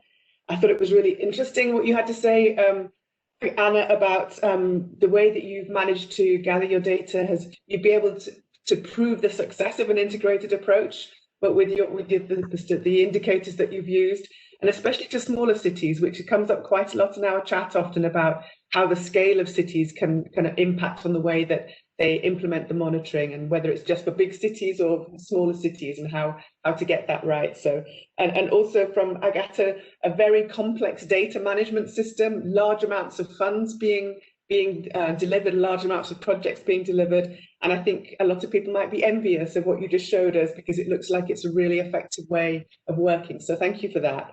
So sit tight and see if we have any questions for you coming up in the chat, which Ed is going to bring in shortly. But right now, I'm going to come back to our rapporteur, Raffaele Barbato, to see if he has any reflections for us on the last two presentations and more generally. Over to you, Raffaele. Thanks, Sally. Yes, again, many very interesting points raised in this three presentation on the second part. I would like to start with some reflection from my side about data, because, well, the first point is that, again, we do see here at UA such a tension between the quantitative and the qualitative data that cities need in order to inform their monitoring and evaluation process. Here, probably let's start with the quantitative one. And here, probably what we have to acknowledge that probably we are now, compared to few years ago, we are definitely in a new era. We are not anymore in the era of scarcity of quantitative data, but we are in the era of abundance, of quantitative data, up to the point that probably even these famous quotes of the data being the new oil, it's not relevant only for Silicon Valley companies, but also for cities right now. However, such an abundance sometimes might hide some challenges for cities. The first one is about that sometimes abundance does not mean granularity, and this is especially relevant when cities are operating at a neighborhood scale, where sometimes it's very difficult to get data that are very much relevant for such a specific area of intervention. So this is the first challenge that sometimes it's a little bit, let's say, mixed or hidden within this abundance dimension. And the second one is that now it's not anymore about, let's say, fishing or looking for data, but it's about the capacity of crunching data and processing data. And this, I guess, call clearly for, again, new skills and capabilities capabilities within the cities about data analysts. And I mean, this is also very key trends about when you look for vacancies, in cities. There are more and more cities that are looking for data analysts right now. Another quite interesting point, I guess, regarding quantitative data is the ownership of those data. And here again, I think there is a shift which is happening right now in the cities in Europe. Up to a few years ago, we knew that the main quantitative data were in the hands of companies, sometimes public companies or private companies. And here I'm referring to energy providers, traffic management operators, and so forth and so on, which was kind of obliging the city to kind of deal on a kind of, let's say, negotiating mood with those companies in order for them to release those data for the city to use them. I think that here again, at least what we see in UAE, that this is also something which is changing. And this is because over the last year, with deployment by cities of municipally owned digital infrastructures, and here I'm referring to sensors, captors, other type of, let's say, way of capturing those data, the balance is somehow changing. We have examples of cities that at the beginning of their project, they were obliged to knock the door of those companies, trying to convince them to release data. And now the situation is the other way around, where basically companies have realized that very, let's say, relevant data are in the hands of the cities, and they are now going to the city to ask for those data, which somehow is also changing the bargain powers that cities might have vis-a-vis such companies in getting those data. Regarding qualitative, yeah, it's true that this is where cities still struggle in getting these qualitative data in order to inform the more qualitative type of indicators. Here again, I believe, at least from what we see at UAE, that here again, new technologies is helping in order to increase the availability of those data. We have several projects that are using online surveys or very quick type of feedback, qualitative feedback that they are trying to get from participants and beneficiaries in order to inform their qualitative analysis. So I think that this is something which is also changing slowly but surely.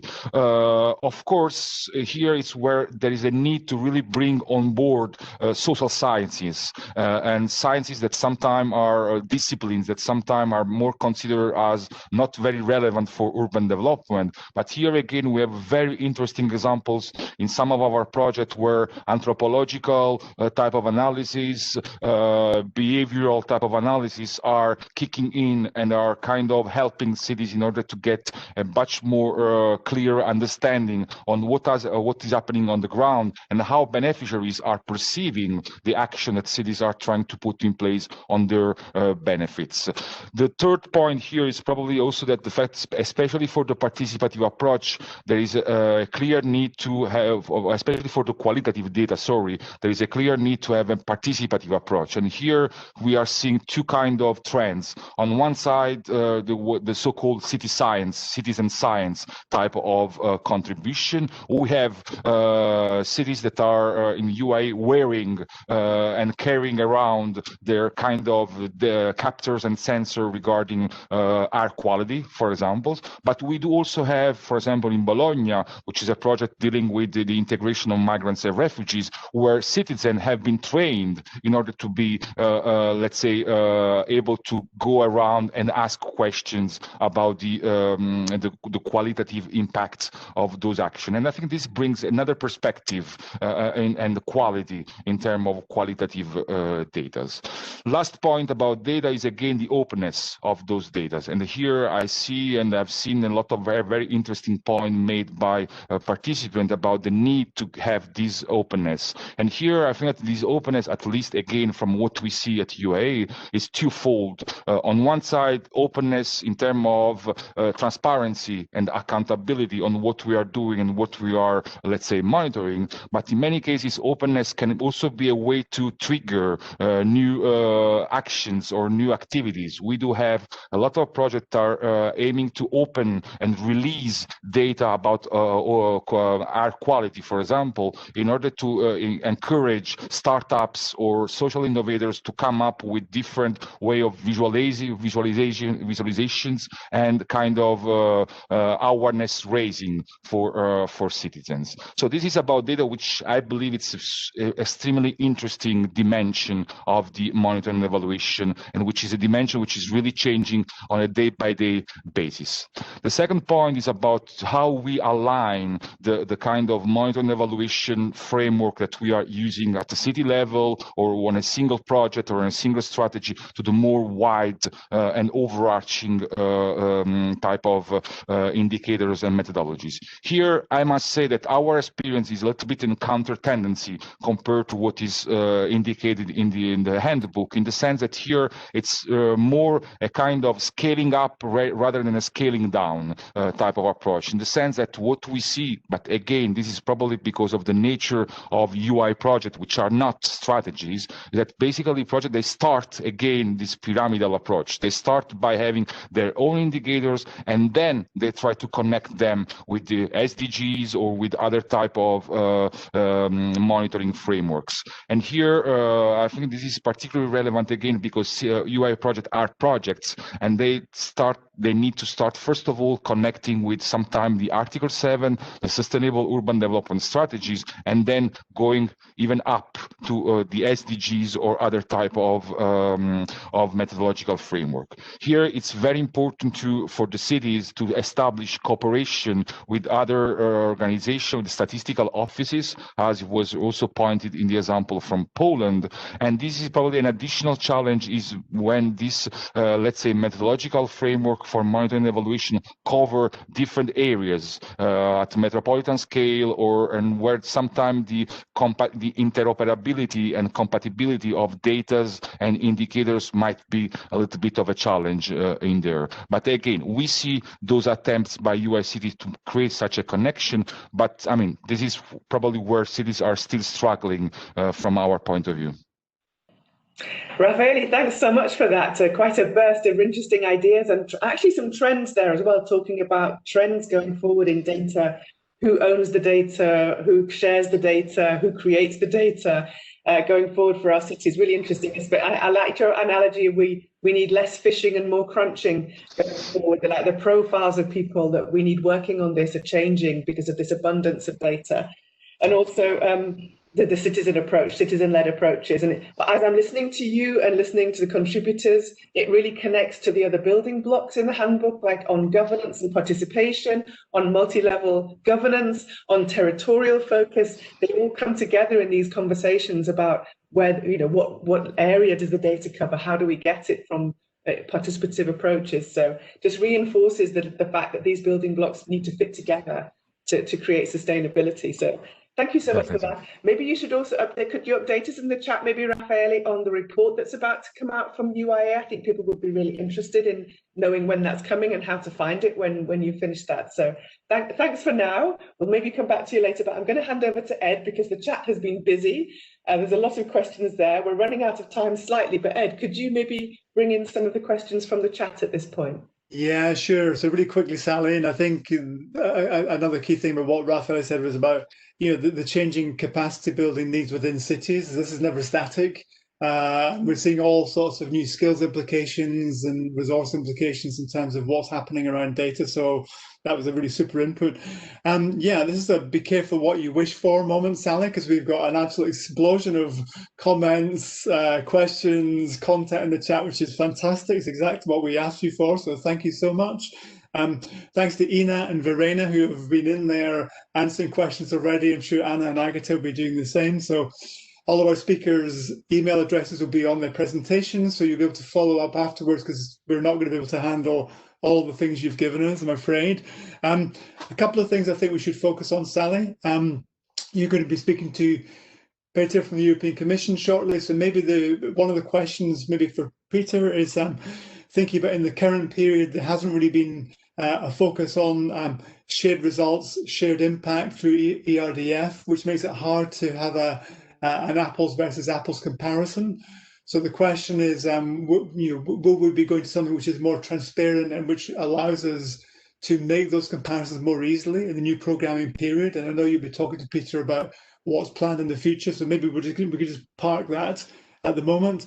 And then there's a couple of really interesting points about the territorial spatial dimension to this. And then probably a question actually for both of our speakers after the break. So for Agata and Anna, but also for Verena. Part of that is about, in the German context, the federal, the Länder, the city level, the district level, how we manage all these different spatial dimensions to this. And then Nora Teller asked a particular question related to that, which is about districts, where we're below the city level and we have maybe two districts, several districts doing the same kinds of things, parallel activities. How do we handle, this question of measurement and monitoring? Quite complex questions, and I've tried to simplify them as much as possible. So I might ask, maybe ask Verena first of all for some thoughts on that, and then if Agata and Anna have some thoughts, then please come in afterwards just to give us some reflections on this question of territorial levels and how we align them appropriately. Verena, do you have some thoughts on this question? Yes, thank you, Ed. How we worked when we developed the sustainability strategies, actually we looked into the indicator sets that are used on each level, but what you see in the German case is that the overlaps or the alignment is clearly not so much there. So that is where these 12 thematic areas came from, because we tried to integrate the focus of the North Rhine-Westphalia strategy and our local focus together. But what you also see, and I think alignment of national, regional and local data is definitely an issue. For instance, the experience from the OECD project shows where we would say in some aspects, the data, the content or the message of the data is quite unclear, because to find data that is available throughout all these levels is sometimes pretty limited. For instance, if we look into what is a big topic in Bonn is development cooperation, and the indicator in the OECD set is broadband access for partnerships. So we felt very uncomfortable with that. So data availability and alignment on different levels definitely is an issue. And I think by the end of the day, every level is looking into what is appropriate for them, but it's also something that we very much looking into now, looking at the VNR that Germany is going to produce next year. And we hope that we advance in that direction a lot more with a view to this process. Thanks, Verena. That's a really, really good answer, actually. Thanks for that. I don't know whether from the perspective of Silesia, whether either Anna or Agata want to just, because obviously you're looking also at this, the wider territorial question. Anything to add to what Verena said about how we get optimum alignment between these different territorial levels? Maybe I will give a short input from the Silesia point of view. Actually, we have very similar problems with the data on a very local basis, because, of course, our region and the Ministry of Development and the National Statistics Office, we work on measuring the effects of the intervention in functional areas more properly, but it's definitely a challenge. And because we are switching a little bit from the administrative division to the more functional areas policy practicing, I think that it's worth to develop this kind of measuring the effects and this kind of data. And our functional areas are based mostly on statistics, for example, how many people commute to the main city in the area and so on. But also the second very important part is the willingness to cooperate. So it is as well important, not just the statistics and the plain data, but also the willing of the municipalities to cooperate. Thank you. Thanks a lot, Anna. Thanks for being so concise. We could talk about this for a long time, but sadly the clock is against us. So Sally, I'm going to pass back to you now so you can pick up in some of these themes in your conversation with Peter. Thanks, everyone. Thanks, Eddie. Thanks for all those questions and answers. Could we get the next slide, please? And I'm going to bring in Peter Takac from DG Regio, who's going to help us look ahead a bit to the next programming period in 21-27. Peter's been listening to all the webinar series and today thinking about the monitoring. Peter, could you tell us maybe briefly what you've heard today that needs to be built upon going forward to the new program period? Yes, thank you, Sally.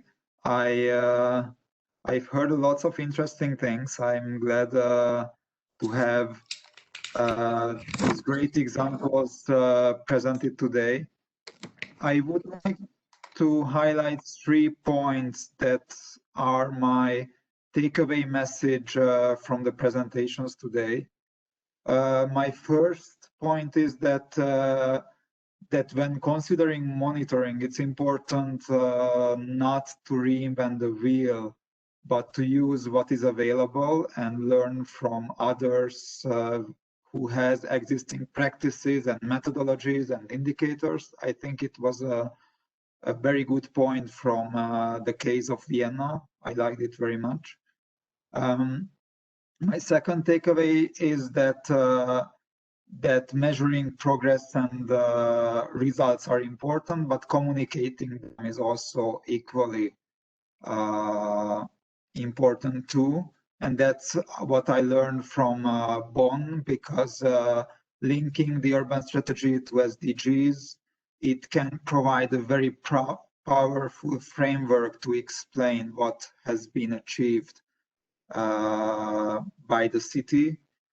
And my third point is that that besides monitoring the programs and the projects themselves, it is also important to consider using city and strategy specific indicators to monitor this aspect as well. And that was also an interesting case from Poland, who tried to build in within the program a specific arrangements to monitor the ITI there. So basically these are the 3 takeaways from my side. I really appreciated hearing from the presentations. Thanks, Peter. And just to say to everybody, we're going to run over by about 5 minutes, so stay on board as we just finish up these conversations here. Peter, looking forward, can you tell us, do you see changes? Are there changes that we need to be aware of going forward in structural fund policy? And how do we prepare for those? That's the last question to you, really. Well, with regards to the approach to sustainable urban development, it didn't change much. Cohesion policy will continue supporting integrated and sustainable urban development strategies implemented by cities. And it will need to follow the principles and concepts that are laid down in the Leipzig Charter, for example, on integrated approach, participatory approaches, functional areas, and multi-level governance, just to name a few. And what will also remain is that each member state will need to dedicate a certain amount of ERDF to support these urban strategies. And currently, I believe 8% is being considered by the co-legislators to dedicate to sustainable urban development in the next period. There we have some changes. Well, first of all, we might have hopefully a more harmonized framework for integrated territorial and urban development in the next period. For example, there is a new cross-cutting policy objective 5, Europe Closer to Citizen, that will provide further flexibility to support integrated approaches and local initiatives. Second, that this policy objective will work hand in hand with territorial instruments, the existing ITI tool and CLLD tool, but also other similar national tools available in member states and regions will be considered as well for sustainable urban development. and it will be available across all policy objectives, so being smart measures, green Europe measures, social measures as well. And what is an important change that now at EU level, the key requirements for these territorial instruments, also for the national ones to be qualified for sustainable urban development spending, will be defined at EU level. And this aims at to operationalize this integrated and participatory multi-stakeholder approach. So we will have requirements to have integrated territorial or local development strategies that are brought up with a participatory and integrated approach. And there is also a requirement to involve the relevant urban territorial authorities in the implementation of those strategies, namely to involve them in selecting the projects. SUD, sustainable urban development, must be in line with these requirements and implemented through one of the territorial instruments. And now CLLD will be also possible for this. To support sustainable urban strategies and in urban areas.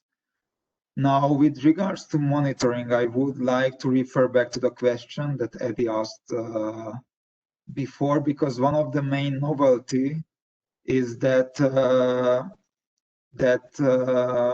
we will have common output and common results indicator, as well as it was said in the chat. And in 1420, indeed, the regulation only provided common output indicators. Now we will have also common results indicators that will be linked to the project. So we'll be measuring the direct results achieved for the beneficiaries. But for integrated territorial and urban approaches, it's also important to pay attention, I think, to strategy monitoring at city level, either by program-specific indicators or by having specific projects to build up monitoring capacities or smart city measures. And from the side of the common indicators, we will have some new common indicators to measure the integrated, often intangible aspects of integrated approaches at the EU level, for example, strategy design or involving local stakeholders or achieving integration at project level. We will have indicators on that thanks to this new policy objective. And at the same time, all common indicators are available for territorial instruments and policy objective 5 to monitor the thematic outputs and results, because both the visibility of the thematic outputs and the effects of the integrated approaches are important. So these are the new changes in the regulation. If I may answer your third question as well very, very quickly, I think what needs to be considered is to address the challenge that lies in building the intervention logic in a bottom-up way. So having a good analysis on territorial challenges and disparities, involve stakeholders, cities, regions in building up the programs, building on experience with urban strategies in this period. I think these are all very helpful in this process.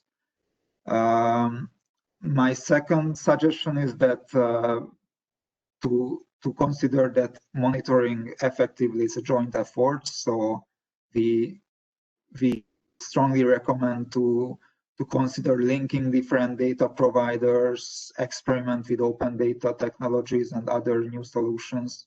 These can be very powerful tools for territorial and urban development. And last but not least, as I said, to pay attention to both project and strategy monitoring. And in this regard, especially for strategy monitoring, I think the European Urban Initiative will play a very crucial role in linking and bringing together knowledge in this front. So these are my key takeaways from today. Thank you. Thank you so much, Peter, for that look into the future as well, with some very concrete and practical advice about what's coming next and how cities and managing authorities can start to prepare for that. And I think in general, people in the audience who want to keep up with these developments, follow the Urban Development Network on social media, sign up to the newsletter, and you'll have good information going forward and advice, such as Peter suggested. So I'm conscious of time. Let's keep moving on to the next slide, please. And just what happens next. So first of all, I would like to thank all of our contributors from today. We've had a fantastic session with really varied and rich inputs. So thank you to Shutja, to Ina, to Verena, to Raffaele, Anna, and Agatha, and Peter, of course, and my colleague Ed. Fantastic session. We've had a lot of appreciation in the chat, and that really means a lot because I think we've learned a lot today and heard some great examples. This content will be available on the UDN website. You can see the links on the slides here. So all of the presentations and a recording of the webinars, all 6 webinars, will be available online. Please make use of the handbook. We've put the links in the chat already. It's a really good reference point to keep going back to in your work on sustainable urban development, and tell us about what you're doing and also what your support needs are going forward. The call to action for cities and managing authorities, as Peter just said, are to start from your needs, have a needs-built, evidence-based approach, quantify your qualitative data, and invest in long-term monitoring. So we hope you can take all of those tips from today and takeaways. And just as we're starting to conclude the whole series of 6 webinars now, so just going into a few slides on impact and thank yous. Could we have the next slide, please? And the top 3 images, please. Could we have those in, please, Genevieve? And I'm going to have a chat with Ed, my co-moderator, very briefly. Ed, what have we learned in this series? Wow, what have we learned? It's been amazing, actually. It's been, so intense. We started the 3rd of November, and here we are, number 6. So if you've been on the whole journey, well done. You deserve a medal, frankly. And there's lots and lots of great stuff we've learned. I've been bowled over by the quality of the inputs. We started planning this back in August.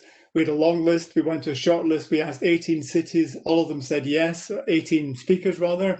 The quality of the presentations, including today, has been absolutely top notch. So huge congratulations to all of those speakers. And it's just been, really, really super. We've learned a huge amount, but we've had some bumps along the way, haven't we, Sally?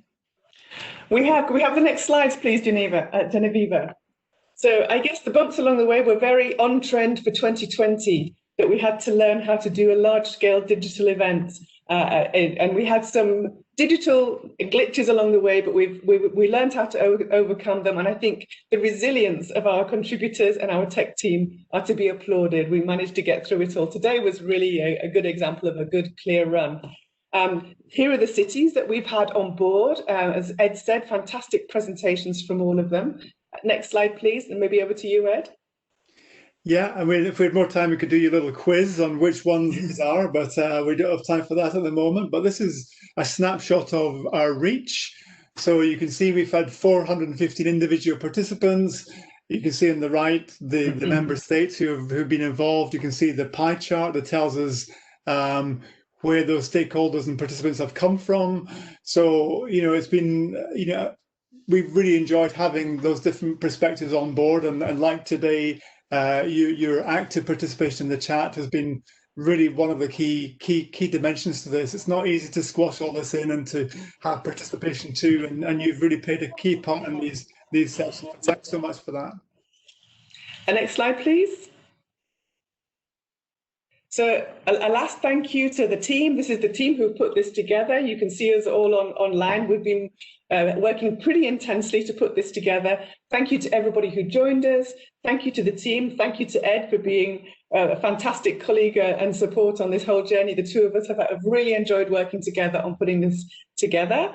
And I'm now going to hand over the final words to the two representatives from the European Commission whose units have supported this work of the Urban Development Network webinar series. So I'm going to hand over to Alessandro Rinaldi, who's head of unit of territorial development from the Joint Research Centre of the European Commission, and to Marek Toplansky, who's head of unit inclusive growth Urban and Territorial Development from DG Regional and Urban Policy of the European Commission. Over to you for final words. Thank you very much, Sally. Can you hear me? We do. Yeah, perfect. That's great. Actually, I don't know what to say. I mean, Sally and Ed, your final words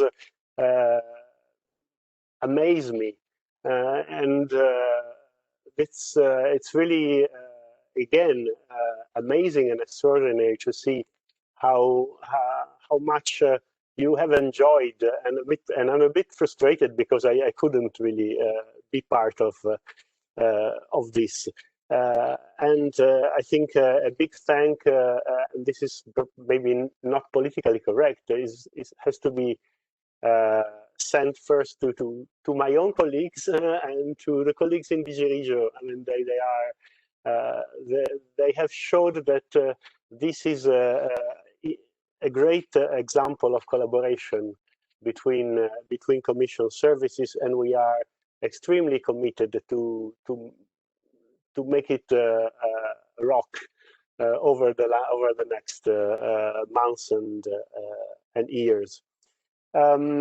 With regard to the GRC, I think that we have gone a long way forward from the beginning of this story to till now, and it's not only thanks to DG Regio colleagues, but also thanks to the wider community working across urban development strategies. And I would like to thank you all, those who are listening now, and those who have attended one or more of the webinars.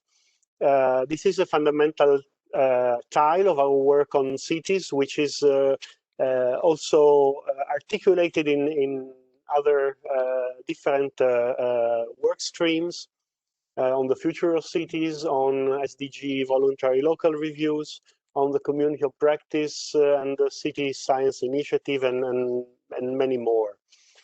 This is to say that the GRC is really committed to work very closely on topics related to urban development, and offering this integrated vision, this holistic vision of the city as a place where a lot of things happen at the same time, and where different policies also meet, and sometimes fight with each other on the same place. But we are there to make this whole integrated framework go along in harmony. And very pleased to trigger collaboration along the line of future cohesion policy supported urban strategies, and really hope to serve the community, serve the urban and local authorities to design and implement better strategies for a better Europe. And I think I would stop here and leave you back the floor, leave it to Marek, probably. Thanks a lot again to everyone.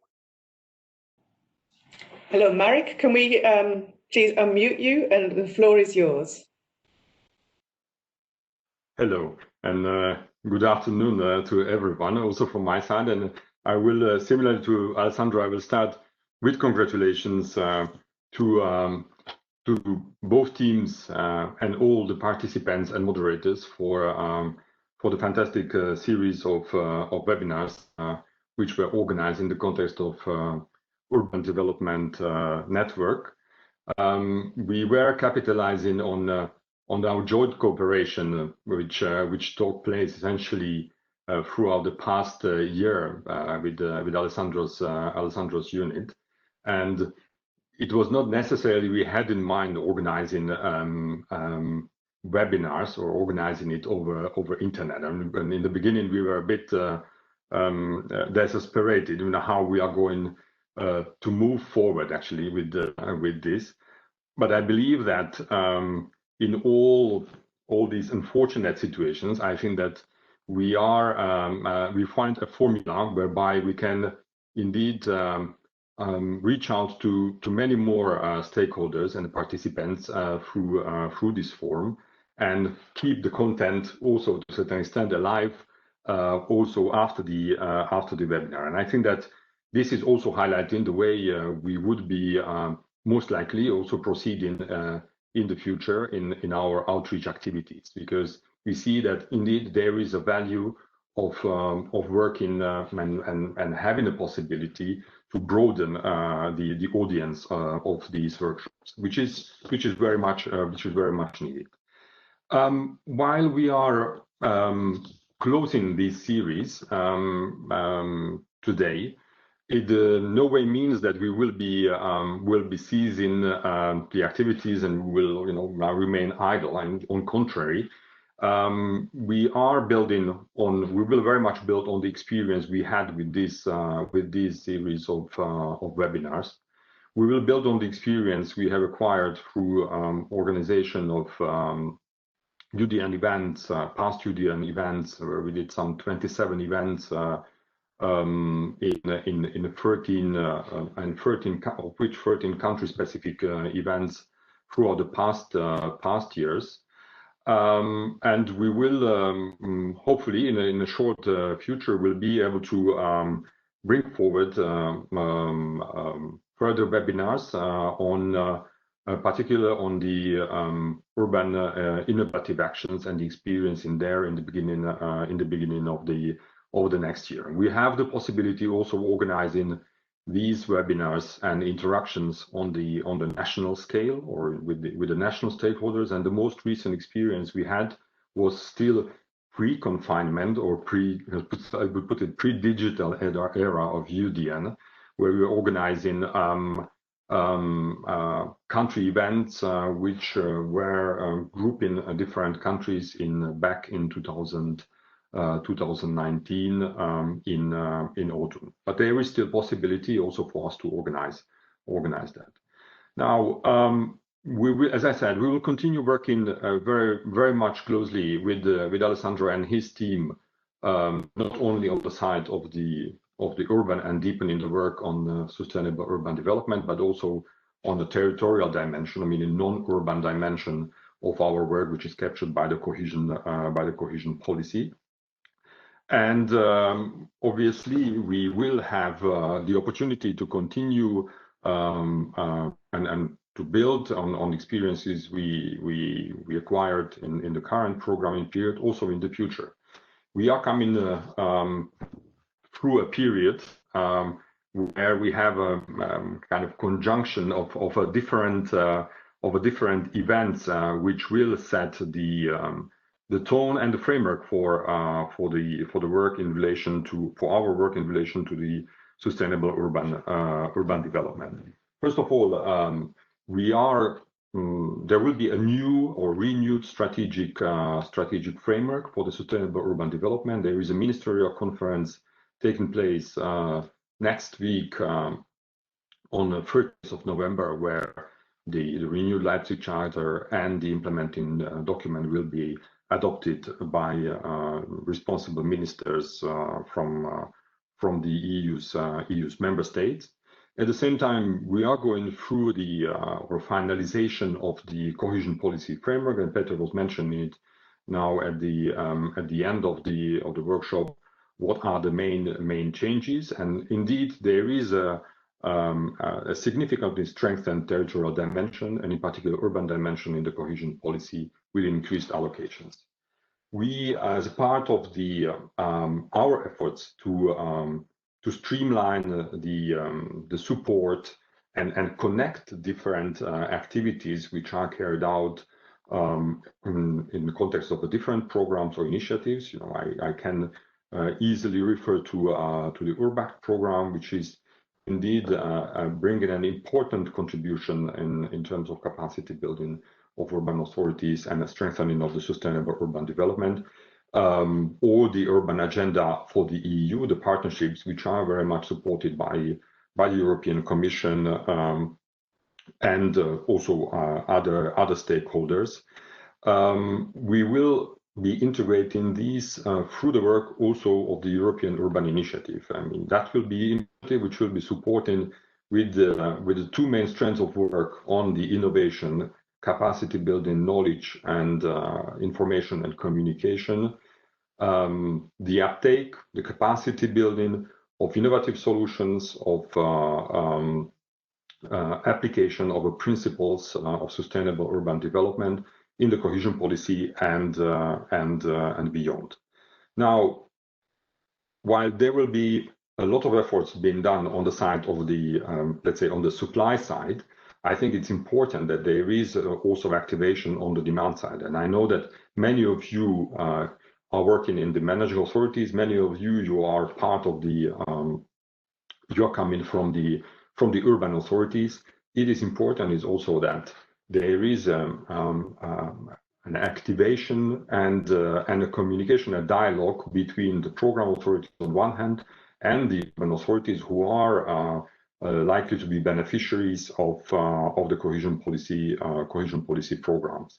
This will also help us to shape the offer, provide tailor-made solutions if there is such a need on the country specific in the country specific context, and in the view of and in particularly the view of increasing the quality of investments we are looking for the cohesion policy and sustainable urban development. Now, the when we speak about the sustainable urban development, it's obviously not only the cohesion policy world; it's much beyond. And we believe that with the activities and the streamlining of activities, we will be able to outreach or reach out to stakeholders and urban authorities who are not direct beneficiaries, but they are inevitably they will be benefiting from the work which will be carried out in the context of the European Urban Initiative in terms of the capacity building, and also in the view of the increased synergies between different activities of the urban agenda, the European Urban Initiative, and the URBAC program in the future.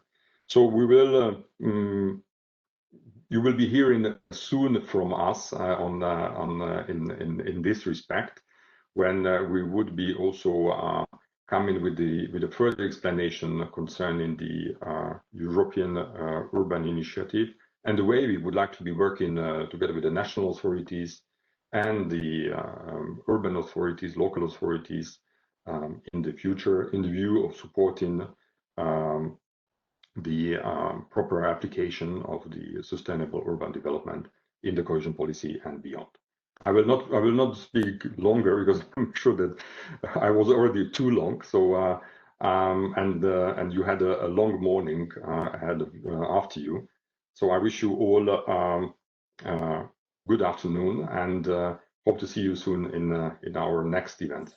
Thank you, Alessandra. Thank you, Marek. That's it from us, from the webinar series. Thank you so much for joining us. Thank you to the tech team, Teamworks in Praxis, the EC, the JRC and the DG Regio teams for a fantastic job. And we look forward to seeing you for real maybe in 2021 to continue this work on sustainable urban development. So thanks so much and goodbye. Thanks, everyone. Bye.